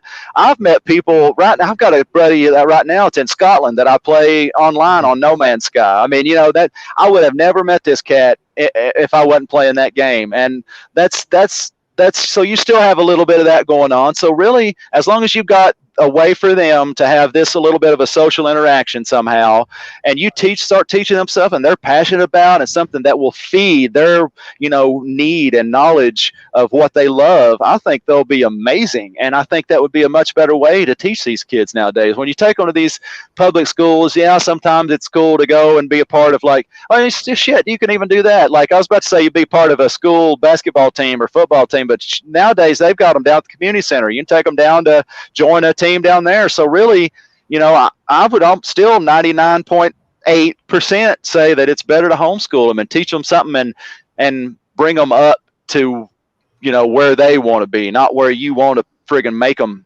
I can't stand somebody trying to make somebody out that they're somebody they're not. I've dealt with that myself, years ago. I think these kids should be whoever, whatever they are, or if they're adults even, I think whoever they are should be whoever they want to be, whenever they want to be, and learn whatever they want, whenever they want. If somebody else don't like it, well, fuck off, because you're not them. You should let these people be and learn and just create them. And once you just shut your mouth and get around them and learn them from them, I think you'll be better off even yourself, because it starts creating more of this atmosphere that it's I know here's my nerd showing again, but just like how Star Trek, they didn't worry about money, they didn't worry about their cars, they didn't worry about what kind of grill they had put in, all that. They didn't worry about none of that. They bettered themselves and helped their friends and family better themselves. That's what it was all about, and I think that's what people should be all about. The kids are naturally curious. They're naturally curious anyway. Yeah. So people go, well, how do you homeschool? Like, we don't have a set regimen. The kids will naturally come to you and ask questions. Yep. Or you build upon what you're doing. Okay, we have 9 tomato plants. We need 3 even rows. How many do we need per row? And let the kids see exactly. Yes, and you're teaching them math and everything right there. You're teaching them math. You're teaching them gardening. You're teaching them how to survive, maybe, because now to this day I tell my dad, thank God for him, and thank him. I actually told him literally just yesterday, thank you for helping me to learn how to survive, because if you learn how to grow your own food, to fix your own problems, and to do, you when you're young, man, you won't have to worry about and depend on nobody but yourself, and you can help yourself and your family a lot easier. Nick, I got a question for you. Yeah, brother.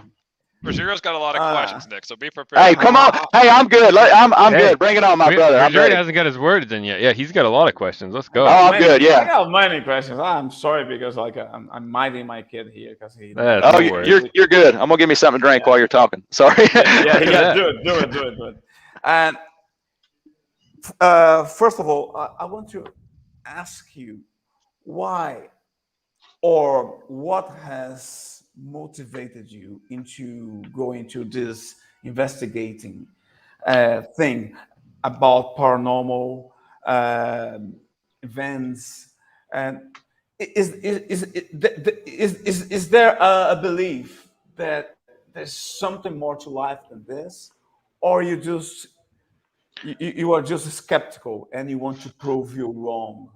Okay, you asked me about 4 questions, so I'm going to start off with your first one.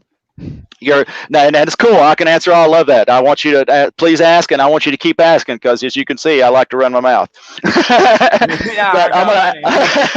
Okay, that's cool. I love it. And I wanted to get to know you guys too. And hey, bro, before I get started, you are amazing. You are talented as shit, dude. I looked through your Instagram and I seen some of your stuff, man. And buddy, wow, dude. Seriously, you're welcome. You're welcome. I just had to tell you that real quick, since this is literally the first time you and I have been able to chat. So I just wanted to let you know too that man. And I've told Joel and I've told John about this as well. Each one of them, you guys blow my mind. But buddy, while I'm just telling you for now here, you are something else. No, it's a great team. It's a team. Yes, sir. Yes, sir. Well, I believe in them too, and I like I've told them, I love the guys. I really do. I love all of you. I mean, Jens really just made me feel like a brother, and I really appreciate that too. But to answer your question, your first question was what kind of got me into the investigating stuff. Well, like I said before, I've got a few abilities the Lord's blessed me with, and when I was very young, I would feel things weird.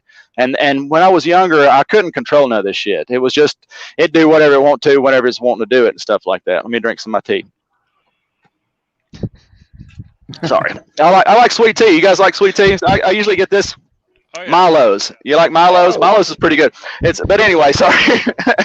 When I was real little, one of the feelings that I get when I get around something, it's really just not like the Sentinel, where that was more of like, I felt like if you take two opposite magnets and they have that push, it'll push it, so that was kind of what I felt with the Sentinel. But this is more like if you take an egg and just bust it on the top of your head and it just kind of friggin' flows down. That's one of the feelings that I get. And that, when I was younger, I had no idea what that was. So it would start like I can't even, about the size of like a yarmulke on my head. It would start like kind of like that. It would tingle a little bit, and then it literally would just start kind of, it's the best way I can describe it. It just felt like that. It's chills instead. I'd get the chills and all that stuff.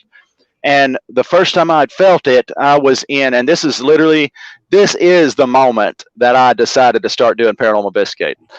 I was feeling this a little bit. I was in this home. The home we lived in was, it was an early 40s. I remember because my dad was born in 1941. I remember he said it was just not a little bit after where he was born. And it was like an old farm area, like back in the whole backyard and all the way back to where it started hitting the fence line and all the forest stuff was corn. And and even to the day that while we was even still living in it, because we rented that house, and even while we were still living in it, they was still growing corn back there. But there was stuff that happened at this house all the time. But this one right here, I started feeling, I was laying in the living room. I was laying in the living room on the couch, had the TV going, and then mom and dad's room, like if I'm laying this way, I'm looking this way, and this way is where the hallway was, and it go back that route. And right over here is where our wood stove is, and that's where their door was. So like I could look at their doorway. I hear something in the back. As soon as I hear something, I feel that tingling over here on the top of my head. It starts kind of tingling. And I hear something, it starts going like literally like a, I can hear that scratch. And next thing I know, it's a stops. And I sat here, it coming closer. So I'm immediately I'm scared shitless, and I'm in that mode. If I've seen you seen on TV, or maybe even happened to you too, like if you get so scared, you start like screaming for your mom or your dad, and nothing's coming out. Your just mouth's moving. So I'm just like trying to holler for my mom, but I couldn't say shit. Nothing was coming out. Next thing I know, it's and this thing peeps around at me, and it's like a wall. Like, can you see? Okay, yeah, it's like a wall. How this kind of curves over through here, and literally this thing peeps its head out like this right here, turns around and looks at me. And this thing, I know it's going to be a silly ass reference, but this thing looked like a Persian, which is an evolved form of Meowth. Yeah, I do Pokemon sometimes, but it's the evolved form of Meowth. That it has this little red thing right here, and like my thing had an upside down looking boomerang thing to it, and it was just like a black smoke, and it looked like a panther. I say black smoke panther, but I don't know it. Now for some reason I keep getting visions of a big wolf, so I don't know if I may have a wolf. Maybe it was a black wolf. I don't know, because I even here recently I started looking up, because I think my spirit guide is a wolf, and he's trying to hit whatever is trying to contact me somehow. So that's why now I might have, since I was young, maybe I just wanted it to be a cat since I love cats so much, maybe but I'm thinking nowadays it could have been some kind of black wolf smoke thing. But anyway, it starts walking closer to me, like just same in that same cadence, like walk, and it starts walking closer, walk closer. Now it gets to see where my camera is. Okay, now if I'm sitting right here, it's probably just about this far away. If you could see distance, this is probably about a 2.5 to 3 foot away from my face. It stops and looks at me just directly in the eyes, and I'm looking at this thing, and its eyes are just glowing red like smoke. Now I'm gonna tell you though, even though that was glowing red and that stuff felt scary, even though I was scared, I didn't feel negative. I did not at one time feel like that thing was going to hurt me.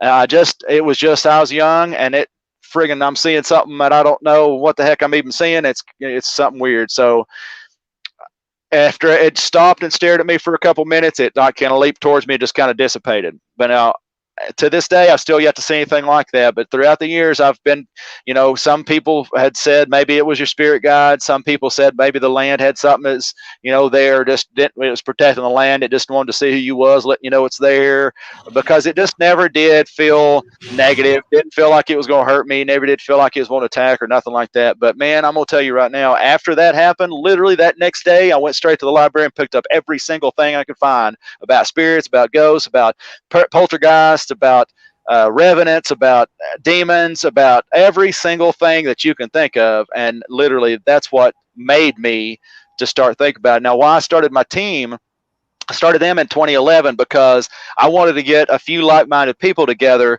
that wasn't just all about going out ghost hunting. There's nothing wrong with that. I call them paranormal tourists because hell, I get to be a paranormal tourist once in a while, wanting to go to some of these big places. But I wanted to get these more scientific-minded, more serious people together because I might know some things, but I don't know everything. And to have a full team that might have different aspects of ways that they can come to an investigation or whatever kind of skills that they could bring to an investigation may be different. Even just having different people, even if they don't have skills, are most likely going to still have a different type of experience when they go into these investigations. And I just wanted some people that wasn't really just going to run as soon as they seen something either. That's one of my pet peeves. And watching some of these shows when some of these tough people are looking for something that's bad or crazy or evil or mean or big or scary, and then they see it and they run. Stop that shit. Yes, they just kept filming. It's like, why? Man, I mean, it's cool. I myself have been startled. That's fine. I'll run out. Sure, I'll go outside maybe, but I'll tell you right now that I will go right back in there. Sure, if you're in the dark in a warehouse, say, I can tell you one of these, if I was in the dark in a warehouse and something grabbed me by the leg, it stunned me for a minute. And I was like, oh shit. So I'm going to walk out here for a second. But I wasn't even, even then, I said that, I walked out. Sure, I'm a little startled for a minute, but cool, man. Just go out, breathe for a minute, collect yourself, and get right back in there. That's what you're there for. If you're there to investigate some shit, investigate it. Have you ever had any OBE? I don't know if you are familiar with the term. Any what? Out of body. OBE. Any out of body experiences? Now I'll tell you, I believe in astral travel because one of these times I think I've done it accidentally. I was living in a property. I'm not going to mention the area where I was living because I don't want them to know about that kind of stuff. It's weird there. The property was weird. It felt weird. But anyway, when I was sleeping one time, I felt like I woke up, but I wasn't awake. I don't know I can't really explain it any better than that. And I kind of blinked. The next thing I know, I feel like I'm looking down on my body and I hear this whoa, pow. And then literally as soon as I noticed that sound, that whoa, it fucking stunned me. And then the pow was when I woke up. And after I started looking, see, you may have done it. Now, see, when I say that pow, that sound, that to me, after I started looking into that, after that happened, was when you astral travel or when you do this out of body experience, you have like a rubber band you have a tether between you and your body. That's why they always say if you want to astral travel or you want to do this stuff, that you need to make sure that you don't extend that too far because it'll either snap you back really hard and there could be something that wouldn't be good for you, or it may snap and you may be lost in the ether somewhere and then something else is going to crawl in your body and take your physical body and have fun with it. So, but that time I think that it just stunned me enough to I saw myself laying there in the bed and then I heard that whatever that friggin' sound was, it is literally just like I just did. And it just that loud snap. And then I woke up. So I think that I have done that one time, but now any other time I haven't. I've even tried meditation because like I say, I've been martial arts for a long time. So I try to meditate when I can to kind of, just even myself out and stuff. But even then I don't think I really have that. You haven't done it in sense, maybe, or I don't know. Yeah, but you felt that sound like inside your head. It's like a buzzing sound or a humming. I kind of that could be very, very strong or just subtle. Have you felt something like that? And that kind of vibration through your spine, doesn't it? I mean, the way that felt literally was just like I was being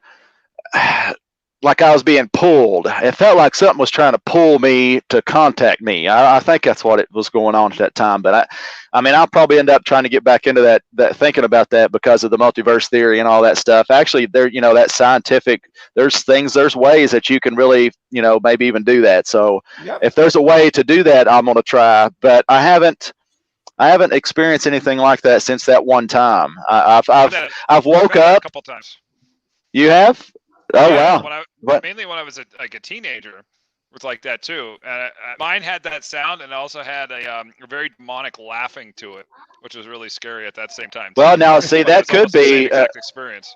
That could be. I've had a friend of mine say that they had an experience similar, and that they felt like something was like clawing at their mouth when they were out of their body. Yeah. So they're sleep paralysis, like I couldn't move. Okay. Too. That was a thing, right? It was like you had you were just paralyzed, and that sound happens, and then you heard this laugh, and then like you said, a snap back, and I think I maybe had it one. I used to come home from high school. I like take a nap, and I go work, maybe go to work at like 4:30. So I try to get a half-hour nap in, right? And during those times, right? So there's a couple times that's real, and people think I'm like the bullshit compliment. I'm like, no. Like that sound is like, oh shit, man, I've had that sound. Like it's something. Like Rosario might have had that too. So. It's something. I have had this kind of experience many times. I also have a notebook where I just put my experiences down. I don't share that with anybody because you're just crazy. But it's good it's good you write them down though. That's smart. That's really smart to do that. Because that goes off very quickly from your head. Yes, it does. It's like your memory can't keep it for too long. Like when you wake up and you have that, you have to write that down. Yeah, but absolutely. Every time when I go through my notes and I say, "Fuck, that's unbelievable," I won't show that to anybody because that can be happening. But I had a couple of opportunities I could just compare with real things happening. In this tri-dimensional world, and I could just, this really has some connection to my reality here. Yeah. Have you been able? A couple of times. Have you been able to note, like, when you're in that time? Can you tell that you're in there? Are you conscious that you being in this? The level of lucidity varies a lot. I'll tell you a way to teach yourself a little bit to control that if it's still happening. You can train yourself to make your mind stronger to be able to do this. Start picturing, just for a small example, I don't know, let's just say this little white stone. You don't have to picture this white stone, but just for an example, you would take this, look at this stone for a little bit, put it away, take it away, and keep that photo of that stone in your mind as long as you can. You want to have that meditative area. You don't want no TV, none of that stuff going on. You want to make sure that you can pay attention to this. It's like an anchor, isn't it? Right. And what you're doing is you're helping your mind to create that strength to be able to hold. It's like you're giving it some muscle. You're getting that control. So each do that each day, and eventually you're going to be able to get that photo or that number or that letter or something, whatever you've got in your mind. Once you start to be able to hold that as long as you want and it not disappear, how you're even saying, you can tend to forget these dreams or these experiences or this whatever, it will go away. Well, think of doing this every night and do it every night before you go to bed, because that's going to be your best time. So find you a little something, find you a photo, find you whatever. And it'll be hard at first, or it may not for you because you've had the experiences already. But start looking at this stuff, thinking about it every day. And then once you get to the point to where you know that you can control that photo in your brain before your brain will erase it, from then on, you're going to start lucid dreaming, and you can control that dream. And then instead of because when I tell people, because I used to get into dreams, I used to read a lot of books about dreams and interpretations of dreams and stuff. Because usually when you're dreaming about something, it's not at all whatsoever got to do with what you're dreaming about. It's something else. So once you start lucid dreaming and you start getting control of that dream, you're going to be able to control your own, thought process. And like that's really of the way of just being able to control yourself better. Yeah. And man, it'll be nuts. I've had a buddy of mine say that they did that like lucid dreaming. They just run around doing whatever they want. Just whatever. Just having a good time, run around flying and jumping out and I don't know, whatever. So you might be able to, man, that's how you'll do it. Just get you a thought every day. And then once you get that, watch. That'll help you. Lucid dreaming is something that we still don't talk about much. Yeah. But you just realize that there's another kind of reality there, because you can taste things, you can drink things, and you can touch and can even have sex there. It is just fantastic. But it's very hard. Whatever you want to do. Yeah, but it's very hard to grasp. Yeah. It is. I'll tell you one danger. Like I faced that. Maybe most people don't, but I started doing lucid dreaming, and it was fantastic. It was like, I was sleeping 12 hours a day at the time, because I just wanted to go back there. Right. But something went wrong, because I was mixing my real memories with the memories at having my dreams. Oh, okay. And that was kind of mixing up, and sometime I was talking to one ex-girlfriend. I said, "All right, we did that. Did we not?" And I said, "No, that never happened." Oh man, that's wild. Yeah, that's something though. But yeah, see, that it can be so profound enough to make you really feel like you were doing it, huh? Your brain does not know how to strip away what is reality and what is dream, what does they make believe. And I was living there very comfortably, but I'm messing up with my reality.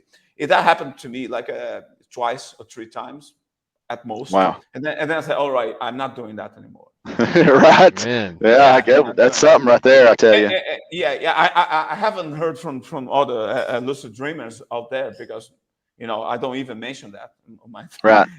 Hey, man, that's something. Nowadays, I tell people a lot of times when they feel like, hey, I'm going to say something that makes me feel like I'm talking crazy, you would really be surprised, brother, that once, even after I've started doing what I do, I'll get out and I'll start just saying, oh, I'm a paranormal investigator. They will open up and tell you some amazing stories. So I tell you, dude, I recommend you just tell everybody, man. You just talk about it. If somebody wants to know, tell them about it, because you will be surprised that usually when you feel like, yeah, I should talk about it, that person is somebody that you're supposed to be talking to.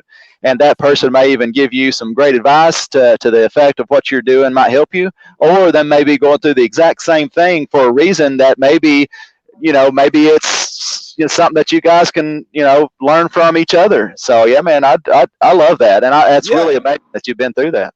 And they can just laugh. It's all right. Hey, man, yeah, if they laugh at it, that's their deal, eh? That's all good, yeah. Right. It's all good. I got nothing to do with it, Yeah, you can just make yourself just being crazy. You ain't crazy. I guarantee you that, brother. I said things to see I've seen and heard, and from people telling me stories, brother, that you ain't crazy. I'm going to guarantee you that. No. I think that when you do this kind of investigations, I think what you supposedly, you believe that you are more than this. You are more than just, a conglomerate of cells. Mm-hmm. We are more than this. Lots more. I think we are immortal. I believe we are immortal. Your energy is pure immortal. Yeah. The bodies will lay down, but we're gonna go, forever through reincarnation or something else, going through different or parallel universes. But we only have like 5 senses, and they are very poor. Like I'm wearing glasses now. Fuck, I wear contacts. Yeah. Yeah. I didn't have to wear them, and sometimes. Fuck, that must be something to it, because we are being crossed by radio waves and some more magnetic poles all the time. We are crossed by it. We can see it, but they are Yep. real. You got that right. Yep. And I do think that consciousness survive bodily existence. And when someone, as you, starts to tap into the paranormal, that is going to become normal someday. This is something we are advancing. We Yep. are exchanging experiences, and we are telling people that you're not just that. You know, You're right. more to life. There's more to life than just having a miserable existence.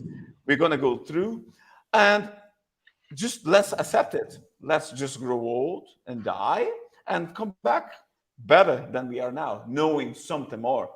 Hopefully. I love it, man. I love it. I mean, I'm almost, I'm right there with you. I'm really, I say almost, but I'm right there with you. This is one of my theories about that. Now that I've learned what I've learned, your energy is immortal. We are immortal. Now, you when you pass on, whatever vibration that your energy is at is whatever that area that you're going to go to, because there's different vibrations. I've talked to other people that's had near death experiences and things like that. Some folks have said they've died and come back. They all just the consensus of everybody has said that there's these different levels of vibration that you'll be able to get into these different realms. So your energy is going to go to wherever your vibrational energy is at. So that's why I always tell everybody to be positive, because that positive, you're generating energy, just like protons and neutrons in the air, electrons. That's energy. That's real. So however that energy is vibrating, all that, that's where you're going to end up going. But I don't know where we're going to end up. I think that multiverse theory is part of that. That's real. Sorry, I got an app going there. I think it's part of that multiverse theory. It's why I started drawing the Michio Kaku stuff a little bit, because I think that those it could be anywhere that we end up, honestly. So this earthly body here, to me, is kind of like a boot camp. Everybody has to deal with some type of hardships to overcome, some type of grief to overcome, some type of stuff that it's overcoming, and you're learning, because whether you believe in a higher power or not, you are the one that creates your own journey, your own path. When you start making your life plan, you create this, because like right now, like this could be your life plan that all of us right here talked with you about is just here for you, and each person it's like that. You're making your life plan so that way that you can learn. You're coming here for boot camp. You're learning. Now when you go back, because you're sending a piece of you, I still think that this isn't your full you here, that your energy, your soul. I don't think that's the full you. I think you're already there. I think you're at that fifth or sixth dimension, whatever dimension that could be.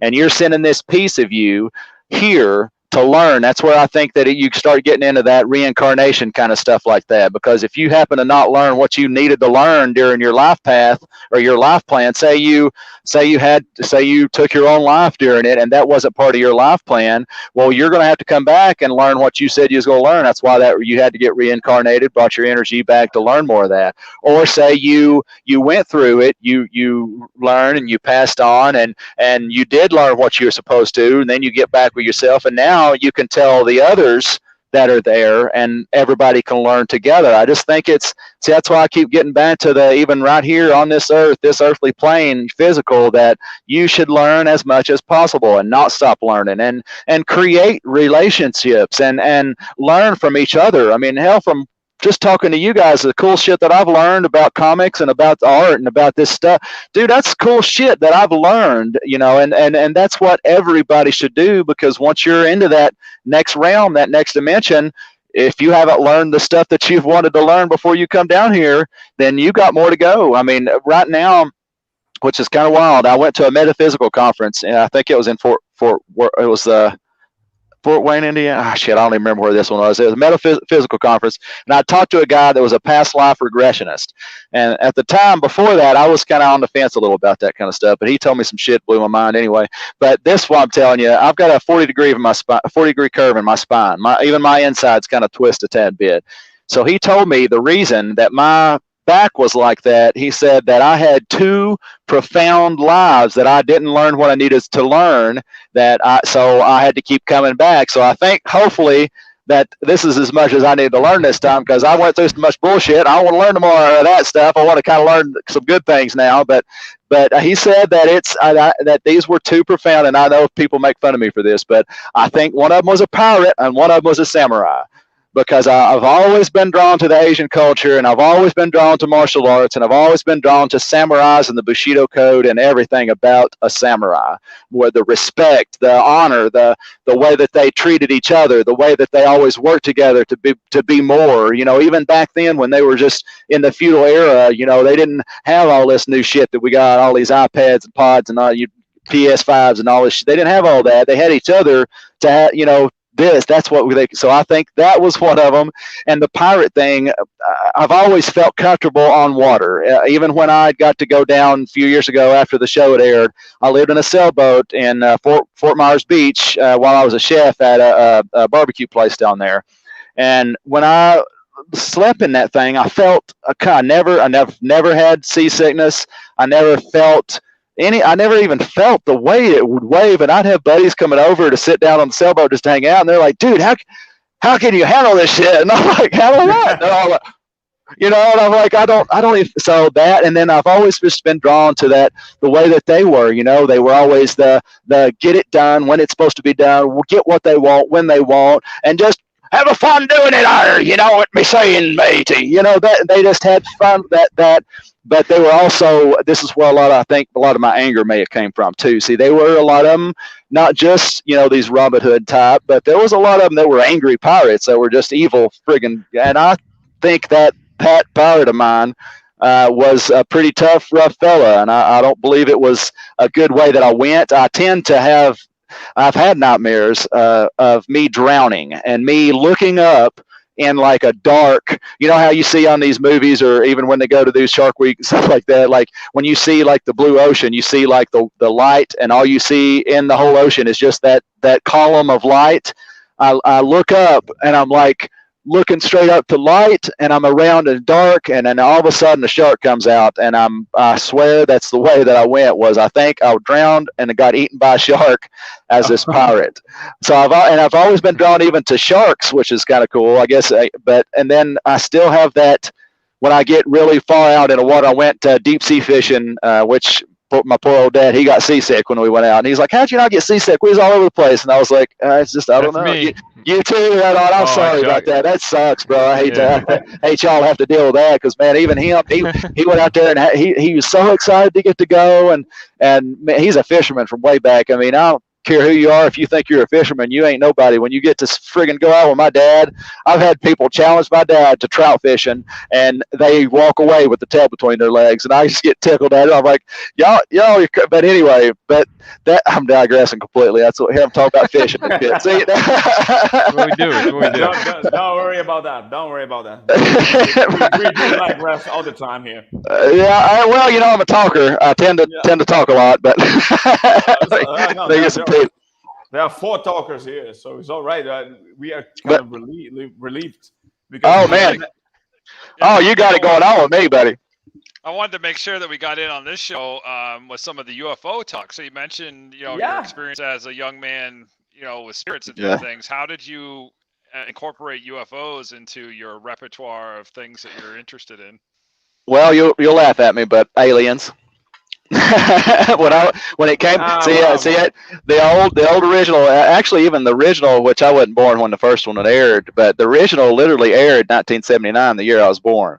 So after that, years when I'd seen Sigourney Weaver run around with aliens, I just that drawed me toward it. I wanted to learn more about extraterrestrials. I was like, well, this is real. First, it was like, is there a really evil man with a little stuff coming at you? Yeah, I hope not. But I wanted to know that was, but yeah, and really, even after now that I've learned a lot about them, there's not a lot of that. There's not really technically a lot of that malevolent type of extraterrestrials. Most of them tend to be more malevolent. Like they want to help you learn. They want to be nice to you. They want to protect you, and they want to help you progress. And I still think that they were. There's some type of extraterrestrial that had some kind of something to do with us evolving from that Neanderthal to the more us, because like they even say, they're still trying to find that missing link. That I still think that missing link was an extraterrestrial dove into our DNA somehow, somewhere, and just kind of helped out. I don't know if it was this Anunnaki idea where they talk about the Anunnaki were part of the planet Nibiru, where they might have made us to get their gold, and they want gold, stuff. I don't know how that goes and all, if that's true, but there's other different theories as well. But I still think that somehow that an extraterrestrial has done that now. But I've learned a lot. It got me, it's crazy that it was aliens, and I actually can answer that as it was aliens. But it just got me into learn. First, I wanted to make sure it wasn't going to be something to kill me.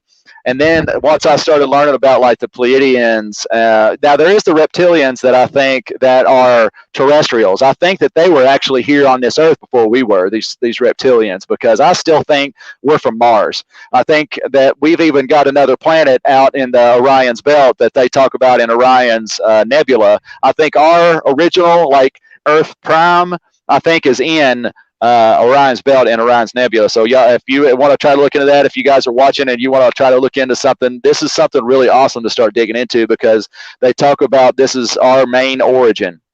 But in my theory, after the stuff that I've learned now, see, I don't always just go by one. I always try to learn as much as possible I can about each subject. But after all the different, they always still have that same correlation of, it seems like to me that we were on Mars before we came here. When they start talking about like these radiation, like it come from an atom bomb or something like that, that's what they're picking up on Mars. Like they've picked up that type of radiation where literally nothing else gave off that radiation except for an atom bomb type kind of thing, like a weaponized atom bomb, or I don't know if it was an atom bomb or a hydrogen bomb, or it's one of them types of something. But that's what they found across Mars, and that's, to me, that's what has killed their atmosphere, that ended up letting it get burnt up, and now that's why it's just a desolate nothing, because they don't have that magnetic shield that we've got protecting us from solar winds, solar radiation stuff.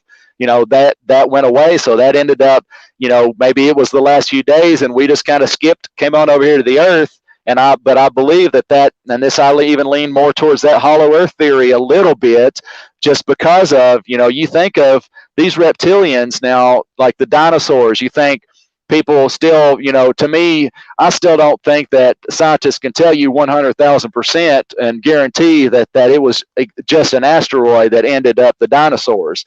I still think that there could be a way that these dinosaurs have evolved to a form that which you can consider these reptilians that we're seeing nowadays that are more human, because I mean, they say, that's what our evolution was, that we were possibly monkeys that has evolved eventually into this, that then they got to where we're at with. That could be a possibility. I don't know if we were monkeys or not, but you think of that same thing, that Darwin's theory is the same thing. Why could that still pertain to them? Why couldn't them right. but I still think that they were here before we were, and you still see stuff of that. There's like a mantis tribe, or mantis not tribe, but mantis whatever being that looks like a praying mantis. I've seen photos of this thing. It looks like an insect, like a big praying mantis.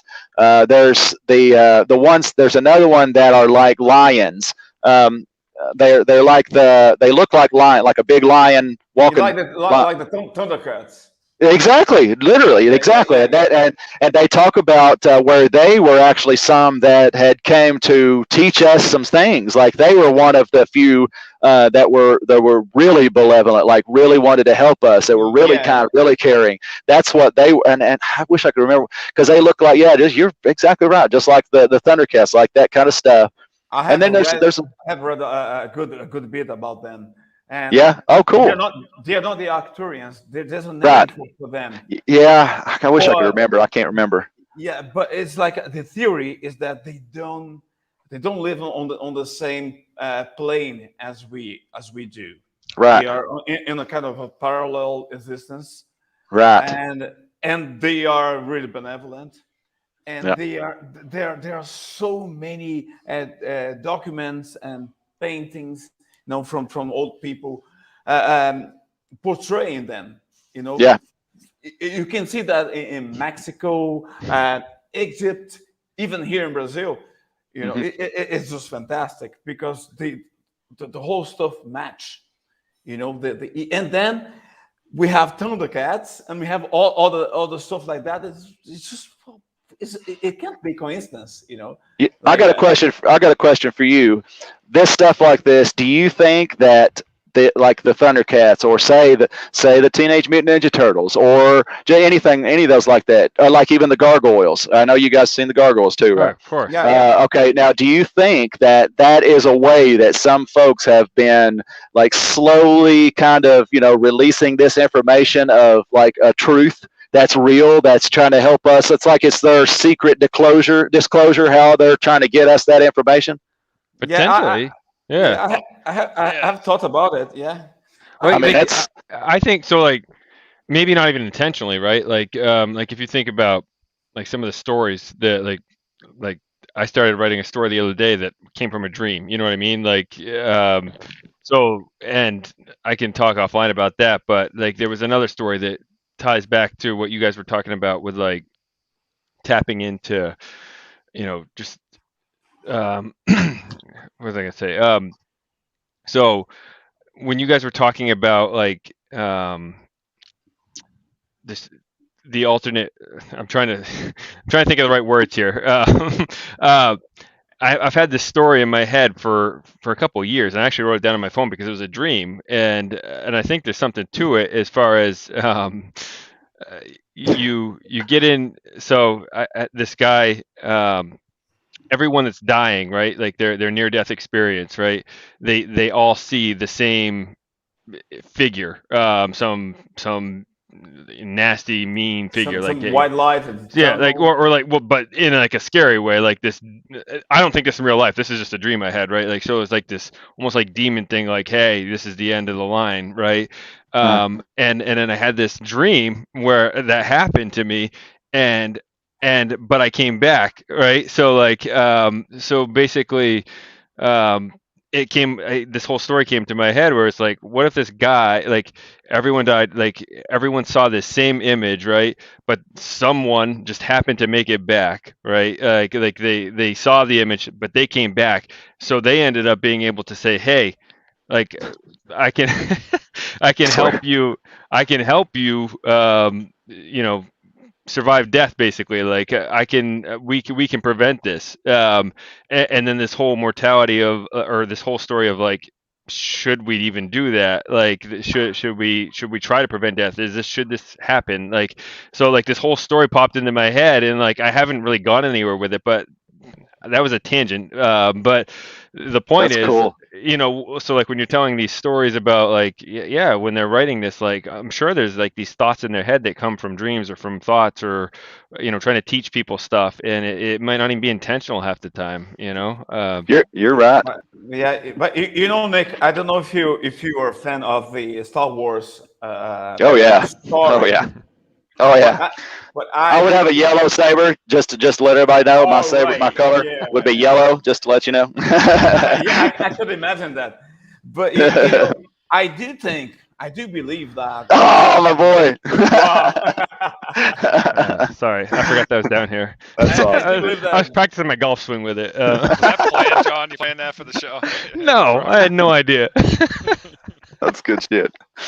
My theory is that George Lucas was a medium. Like he went through some other freaking universe and brought that reality and just wrote it down. I could see that. I could see that completely because everything he does is so crazy. Yeah.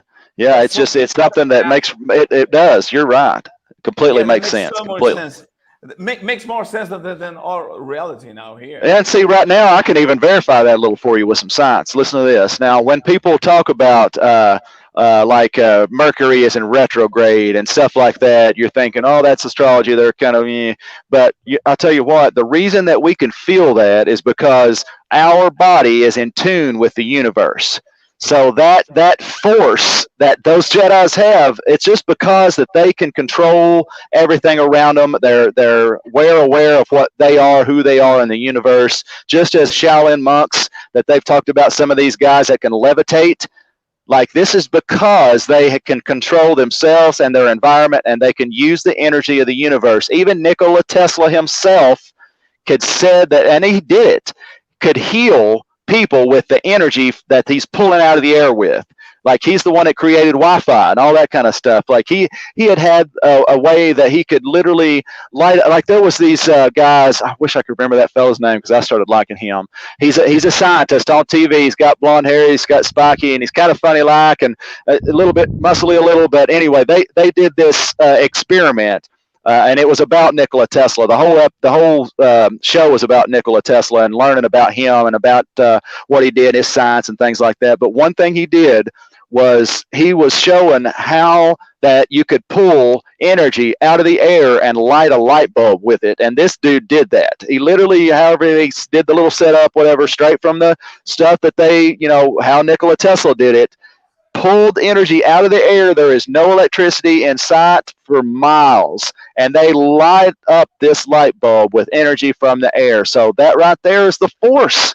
That's energy. I mean, it's these Jedi are using that energy just because they can use themselves as a conduit, just as that whatever it was they were using. I wish I could remember that stuff too, but it's been a while since I've seen that. But I think it was like a copper or some shit, and they was like grounding it with some kind of shit. I wish I could remember. I don't remember, but that they've just used their body and maybe even their lightsaber. They're using that energy. So, man, I would almost say that he is some type of either medium or in tune, or just he can pick up maybe even signals or sounds or visions. See, John, you may have had a vision. See, that's possibly a vision, and we'll talk about that later because that sounds like something, and that's something I'll help you dig into, buddy. But I think that as well that George Lucas just happened to be able to he was able to take that knowledge and to present it so amazingly detailed that who else is going to do that? I mean, really? I mean, and the way that he did some of this stuff, I mean, even back then, that's so funny that I know it was 70, was it 77 or 79 was the first Star Wars? One of the two. Yeah, right around there. But I think it was 76. It's really? Something like, yeah, it's back. The first one. I was a kid. It's something like that. Yeah, because I wasn't born yet then. I'm guessing 78. I thought 78. I'm looking it up right now. I think 77. I think 77, and then the second one was in 79 because I was born in one of the years, because I think it went every couple years or something that it opened up one or something. But anyway, I'm digressing again. But I still think that at that time, we did not know anything about some of that stuff that they talk about. That's scientifically proven now. I mean, how can just goes back to say like how you're saying, Joel, like how the friggin', what am I talking about? The pyramids, the Egyptians, sorry, like all that kind of stuff. How did they move all that with sound and all that? How do you know that type of stuff if you've not been trying to train your mind to learn that kind of stuff for years? I mean, who is this guy to come out of nowhere and tell you about light speed and about the way that it moves through space and how it pulls itself and or how it's moving through space, it's moving space around it and shit. That's what they're creating the ion friggin' thing nowadays to be able to create warp drive. Is they create Star Trek even they're trying to create it's a warp bubble. And you're literally moving, and space is helping you move through. That's what how do you know that stuff? Right. And I completely agree. There was no way of knowing that. The muse is a real thing, right? So the muse, when you're writing or creating art, it just you are a conduit for the muse. We talked about this on the last show with Doug Wagner. Mm-hmm. It's like, that was a good show, by the way. I got to catch that. Yeah, thanks. When I'm doing art, for sure.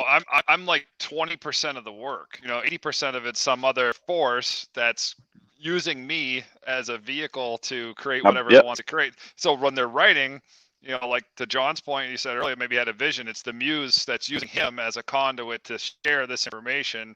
And George Yeah. Lucas was the same way too with Star Trek. I mean, Sure. you know, this is a like tricorder, you know, like we have it here. Right.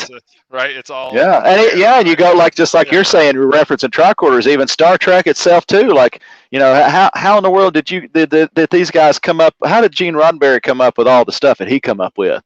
I mean, you start getting into more scientific-y stuff there, because how the Star Wars kind of branches in a little bit more of the physical and the emotional and you know, energy and stuff, as Star Trek focuses more on bettering yourself, as well as science that's straight up just, it's quantum mechanics and stuff that they're doing and things like that. You know, that how does these people come up with this stuff? There's got to be a way that they are a receptacle or just able to present that knowledge better than somebody else somehow. And it's not saying they're a better person. It's just they happen to have a better antenna. Like if you're trying to pick up a digital signal right now, if you have a friggin' analog, you're not going to pick up something digital. So it's the same difference. You know, if you got somebody that's got their body just happens to be in tune with that frequency or that, you know, vibration, they just may happen to pick it up better and just be able to present it better. So yeah, dude, I mean, I agree with all that.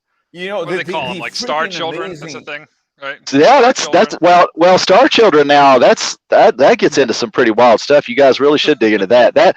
These kids, man, there's some that live right now in is it South Africa or I forgot, but they have like these bright blue eyes, and they talk about them. I got another app. I'm gonna have to shut off my ESPN app while I'm talking to people. But they have these. And they have these bright blue eyes, and then they have like this way about them, and it's something when you really get to learn about and look at these kids, and I wish that they would kind of get maybe more digging into more of that a little bit, because I still think that, you know, there's people living with us that we don't know about, that's either from another dimension or from some other planet or universe, and that's something that I wish that we or them, I wish they would just make themselves known, because I believe that they're already here. Everybody, I think that we're all here from different places. You know, you get, I think there's even time travelers. I don't, I do not believe that these ones that comes out and says, hey, I'm a time traveler from the year 3000 and I blah, blah, blah, whatever on YouTube. Okay, they're full of shit. I mean, he said there's even some of them that come on there that'll tell you dates. They're like, oh, well, this, whatever, the aliens are going to come in year 2021 in May, whatever, da da da da, and all this, and then it don't happen. And what do they say? Oh, well, okay. Something's wrong with my calculations. Because I said it. You know, because I said it. It's crazy. Yeah, right. It's crazy. But like they, now some of them, like saying these extraterrestrial visits and these ships that we're seeing, and even these beings that we may see because of this, what they call the Merkaba, I think I'm saying that right, Merkaba, which is a light vessel that they talk about that they use to come here. But you know something about that? Yeah. Yeah. Okay. Yeah. It's yes. Yeah. Merkaba. Yeah. Exactly. And you know that I even think that I have to say this one, in my opinion, because I can't really verify it. In my opinion, majority of these ships that we're seeing, or these extraterrestrials we're seeing, is us from the future. And you know, because you see like you see some photos that there's one photo in particular I like to point out a lot when I start talking about time travel stuff, is there's a guy that's friggin' talking on a cell phone in a photo that's from like years before cell phones were even phones. Even Alexander Graham Bell haven't even made a phone, you know, and there's a dude in a photo talking on a cell phone. And then there's a lot of other stuff like that does make you kind of perk your ears up a little bit and think, well, you know, is that really something? Because right now, I always try to follow any science journals or any science whatever I can. And not too long ago, there's a quantum computer that they have literally went a half a second back in time. Now, just think about that. If they're moving a half a second right now in year 2021, now you add about 20 years to that, watch and see if we don't have friggin' time cop running around doing stuff. But you also have to figure out you have to think of the timeline too. Like exactly.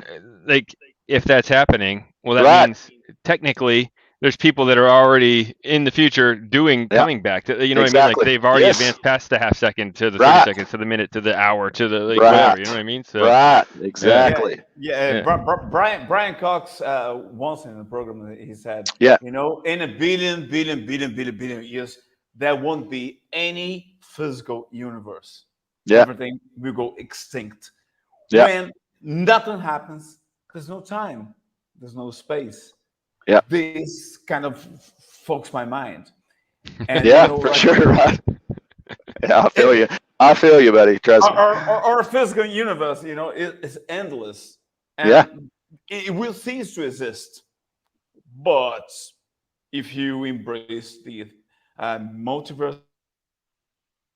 You just muted yourself, Rogerio. Oh, yeah, muted. Oh, sorry. Oh, there you're good. I'm sorry.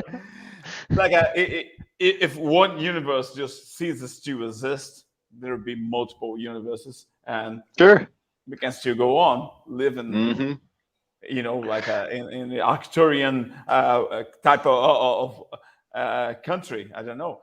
Yeah, you know, and that's something, and that makes me. You see, you saying that makes me think of something like that could be a thing. That even our first being, when we consider like the Big Bang, when it actually starts, and you can notice in the diagram they talk about how it just starts at one and then creates more, that it repeats itself. Time will repeat itself. Everything repeats itself.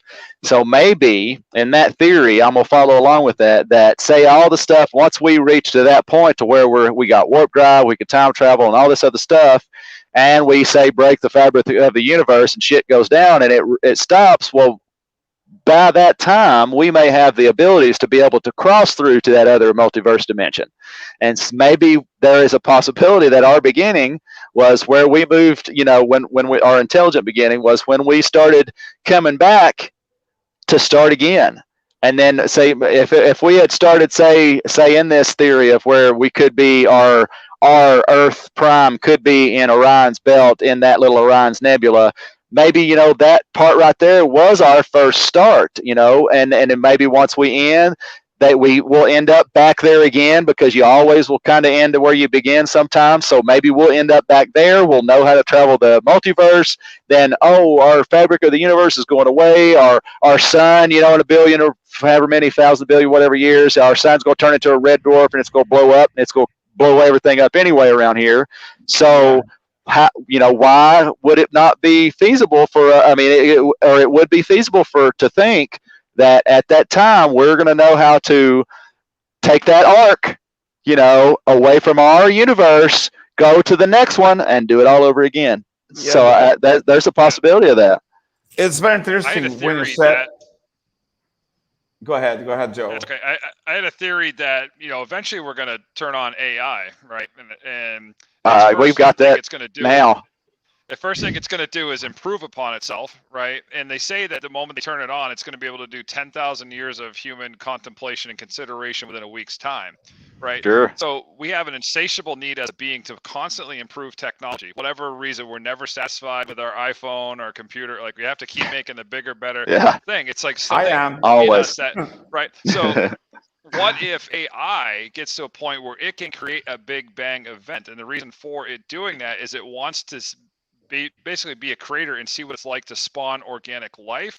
That in turn, that organic life starts out as a single-celled organism, grows up, and eventually creates AI, and then creates a Big Bang to create organic life to create. So I like it. The cycle that I was thinking. I like it. We're somewhere in the middle of the story right now, so we got to get to this machine age, this digital age, and we turn this machine on, become self-aware, and then it starts to quickly recreate. I'm going to follow along with yours too. I'm going to go with that too, because there's a theory that I'm not going to kind of go the Terminator theory, because that's kind of a little what that sounds like. But I think that, I know now already that they talk about if we're physically wanting to travel the universe and really go to a far distant place, that our physical being, this skin, would not be able to make it, because our body has been adapted to the Earth's atmosphere, the gravity, the magnet, all that. So they talk about if we want to, and they even say that that there's a good possibility that the first contact of an extraterrestrial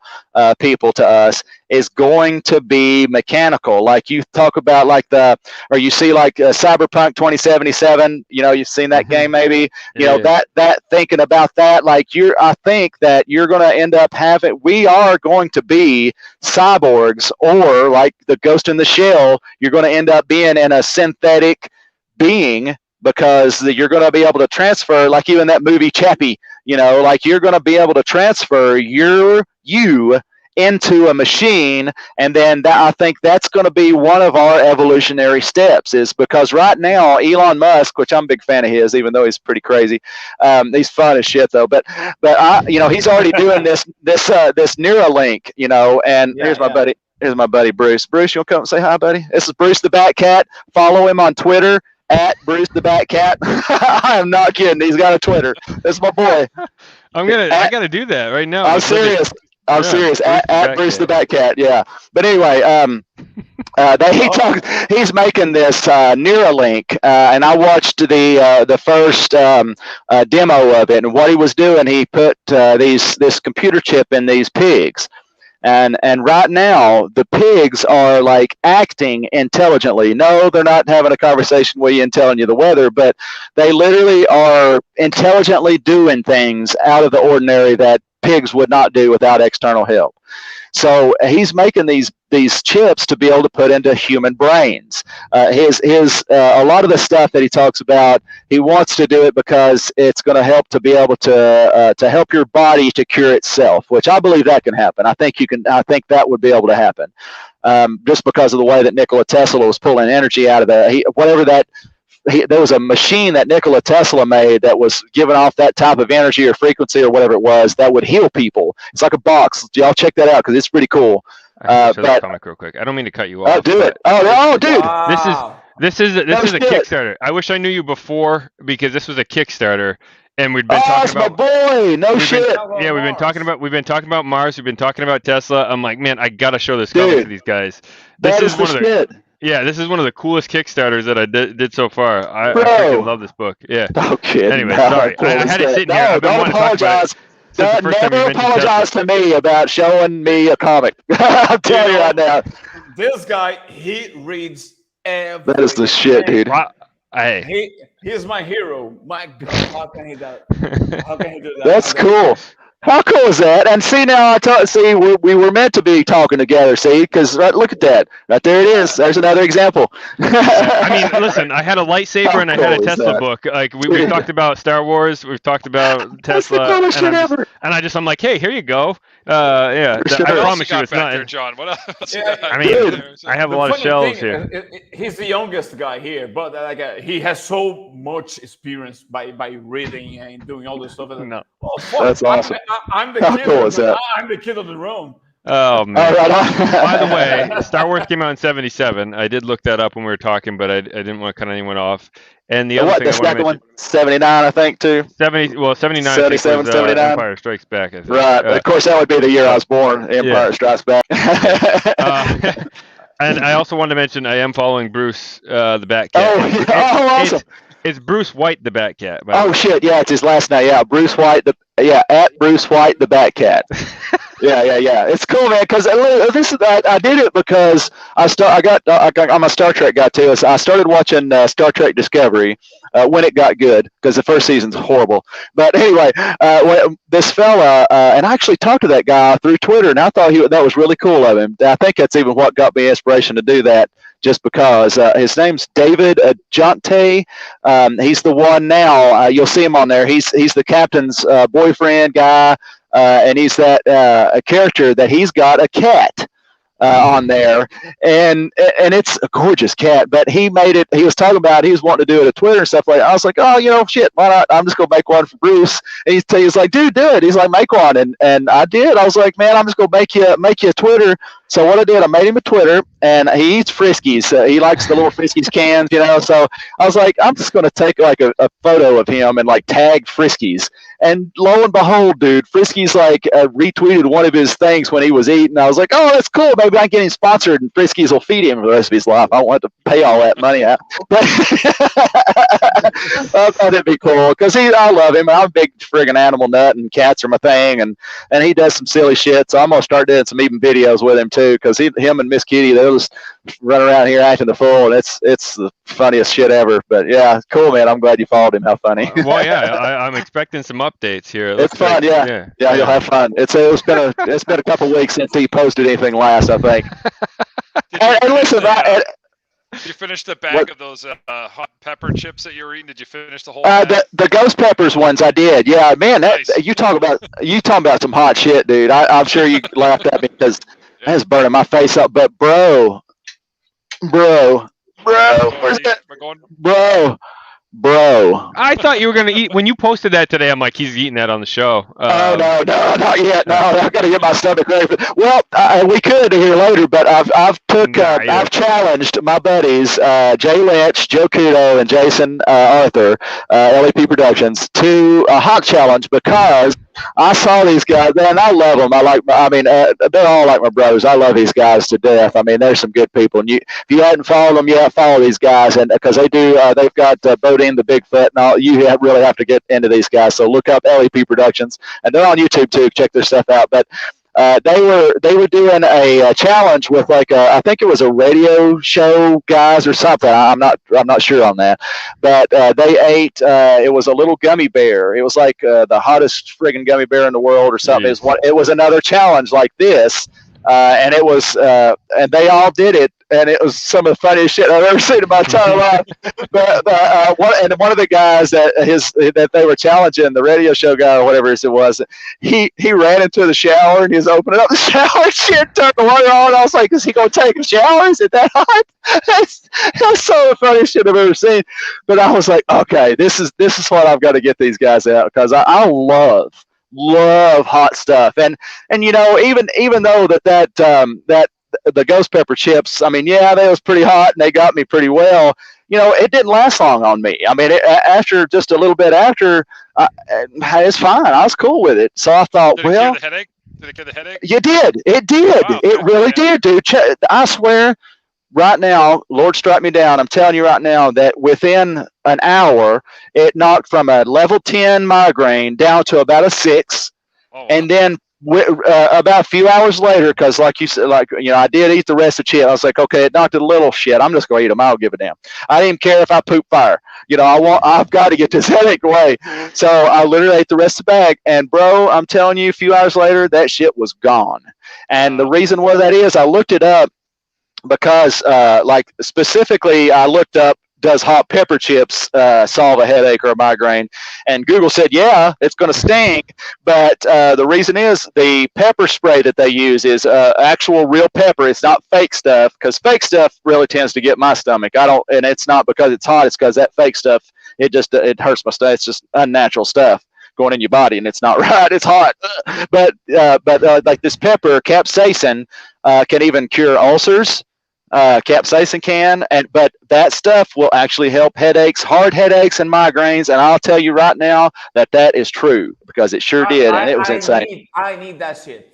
That's right, buddy. I'm telling you right now, if there's no other way, if you get to where ibuprofens don't work, if you can't get to cannabis, because cannabis tends to help, a heavy indica can help you sometimes, but even no matter what, even hydrocodones, even if you get to that point to where you can't get anything, I 100,000% recommend getting the hottest shit that you can find. But when you eat this, don't get anything that's artificially heat, artificially flavored. Make sure it's pure, it's real pepper stuff, and it's straight pepper, and it will take that headache and that migraine away, dude, for sure. It's wild. Yeah, my wife's got in bed. She's got one tonight. She goes in bed for offline 24, 36 hours, man. She's out. Buy some ghost pepper chips, dude, man. I mean, if she thinks she can have that shit, dude, I recommend it. Oh man, if it's worth it.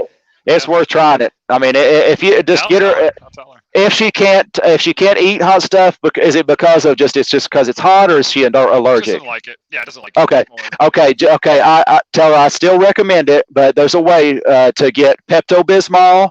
There's a 5 times. Get the Pepto-Bismol and get milk, but make sure to get whole milk. Don't get skim milk or that 2% watered down milk. Raw. We're raw milk. Right on. That's my man right there. Okay. Yeah. I hate that little thin milk. People call that milk. It ain't nothing but white water is all that stuff is. Don't.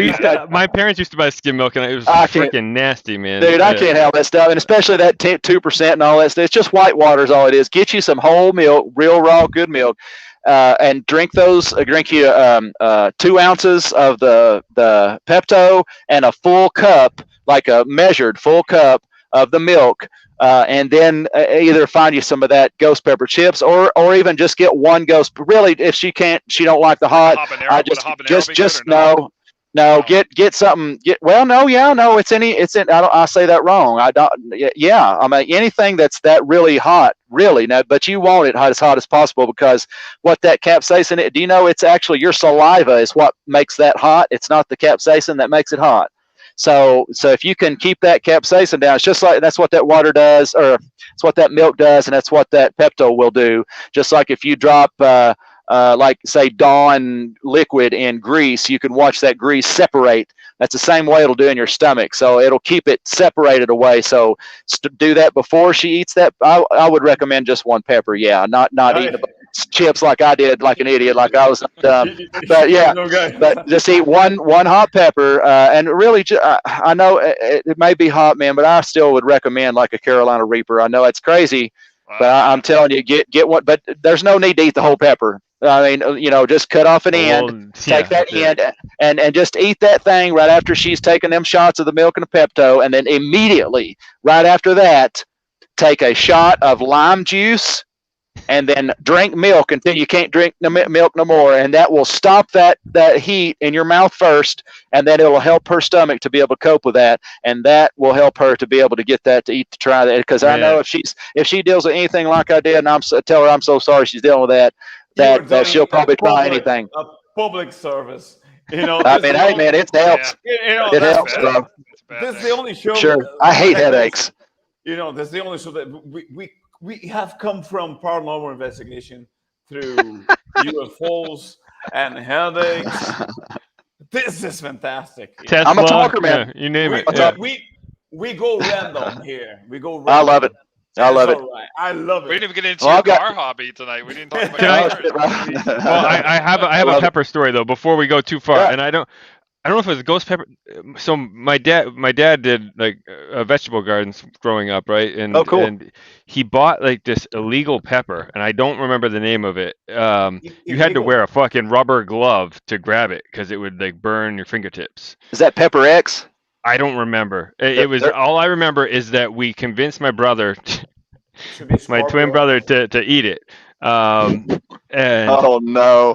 Yeah, I wasn't fucking stupid. He was. Right. So he took a bite of that, and I've never seen him cry so hard in my life, and I was dying. And he was in the sink, cool. like Jim Carrey from Dumb and Dumber when he's like with the freaking ketchup. But he was in the sink and he's sitting there like trying to like lick the water out, and he had tears. His face was like swollen up and red. Oh no! I wish I remembered the type of pepper, but it just reminded me of that story. It's too funny. Probably one of the funniest. Honestly, I forgot about that story for years. That just reminded me of it, and now I got to remind him tomorrow. Right. Probably my one superpower is the ability to eat extraordinarily hot things. Like I can just. Oh yeah, cool. Yeah, I don't know. I love hot things. I don't think I could eat a pepper that required a glove. Mine are ridiculous. That's pretty brave. Yeah. I've traveled abroad, and that's like a thing. Like there was something, man. I've been to China twice, and I had something over there, and that was heavy. I could barely put it down, but I did. Is that some of that wasabi, like pure wasabi pepper stuff, or something like that, maybe? Like some noodle dish, like a pad thai almost, but they put some type of pepper in there, and I was sweating. I was legit had a sheen on. It's like I don't know what the hell was in that thing, but I put it down. But Yeah, it's probably something. Yeah, it Ooh. could be. Yeah. That looks This good shit, to me. I had a good buddy send this to me, and I really thank him for doing that. But this is another one of them challenges too. So I'll find somebody once this one. Probably that. Now I've heard really bad things about this guy, so I'm gonna have to like prepare myself for this one because I think it's even like you're drinking liquid lava or something like that. It's like got pure pepper extract stuff in it and all this other. And yeah, it's that one right there. I'll have to prepare myself for. But yeah, I feel you, bro. Is that any type of noodles? Is it? That's one of them challenges. One of them hot challenge spicy ramen noodle I stuff. was gonna say it's gonna supposed to be the hottest. the packet ever. that comes with the noodles, right? Like you put the packet in, and that's gonna Yeah, be. exactly. Yeah, Like- it's got all that I'd go heat half to it. packet. I'd go half packet. I'd be. Oh able to- no! If I'm gonna do it, I'm gonna pour it all in there. I mean, hell. I mean, if you're gonna go through some pain, you might as well just deal with it all up in the beginning and be done with it. I would take that challenge any day because I love making a fool of myself. Oh, right on. And me too. I mean, if it just like y'all know me now. If I can put a smile on somebody's face, if I'm making fun of myself, somebody's having a good time with it. Hell, I don't care. Why not? I feel a Livid challenge coming up here. Yeah. Hey, We'll we, have to get together. We'll have a spicy episode. We'll do that. hey, we'll do it. We'll do it. We'll do it. We'll do it. Yeah, we are on the entertaining industry. So. Oh yeah, we love. Oh, I love it. I love it. I love it. That'd be good.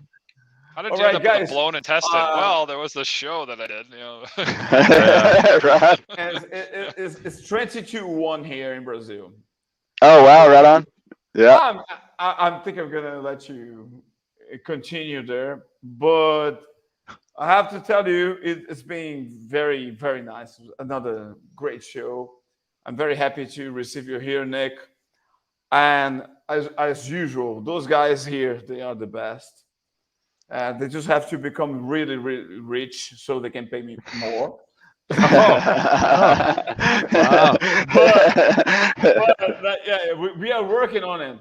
Hey man, I believe you'll be there. The stuff that you got, like I say, man, I'm not just blowing smoke up your skirt, man. The stuff that you guys do is just something else. And I think once everybody really gets to get the eyes on you, I think that's all you need is just people knowing about your stuff, buddy. And I tell you right now that y'all be right out there across the world, man. Even that story that you're telling me, John, about this stuff, you guys are an inspiration, to people like me, buddy. Like you guys, you're doing something special, and yeah, I love each and every all three of you, all little boxes, all boxes. Yeah, I mean, every one of you are something else, and I myself feel honored to even be asked to come on here and hang out with you guys, man. Seriously. Yeah. You're a very nice character. Like we could be talking here for 10 hours. Oh, we'll have it back. We can have Nick Oh well, you know me already. Shit, I talk all day. I don't care. Yeah. Thank you very much, Nick. Absolutely. I have material that I can share with you, and I'm sure you have some things that I would love to see as well. So let's get into it. Well, we got a group chat going now. Absolutely. We can have Absolutely. him back on. Yeah, we got it. Yeah. All for it. There's so much All stuff for we it. can. We didn't even get into some things, so there's so much more. All for it. Wrap. We could do a 7-hour show, I think. No problem. Oh yeah, all day. that All would day. that would be a record. Thank you, guys. All right, Rogero. You We're man. gonna wrap up. We'll wrap up the show, but Nick, you're welcome to hang on for a little bit after too. We always do that too. So Yeah. Cool. Yeah, for sure. I love it, man. Love it. All right. Yeah, we'll be back Wednesday. We have our first female guest, actually. L.A. Lori Cunningham will be on. She's a comic book writer for Oh wow. ASAP Comics, ASAP Comics UK. So she'll be on Wednesday night. So that'll be fun. Oh cool. Heck Looking yeah. forward to that too. So. All right, so we'll wrap this baby up, but yeah, we'll definitely have you back, Nick. We can go forever, so that's cool. Man, I'd be honored. I love it. That's just as I just feel like I'm talking to my buddies right now. Like I've known you forever. I mean, literally, literally. I love it. I love it. Yeah, We didn't absolutely. get to talk about hoops. Oh man, love basketball. Yeah, absolutely. A big basketball fan. Love it. Awesome. It's my thing. All right, guys. All right, well, have a good night, everyone out there. We'll catch you on Wednesday night. I hope everyone continues to stay livid.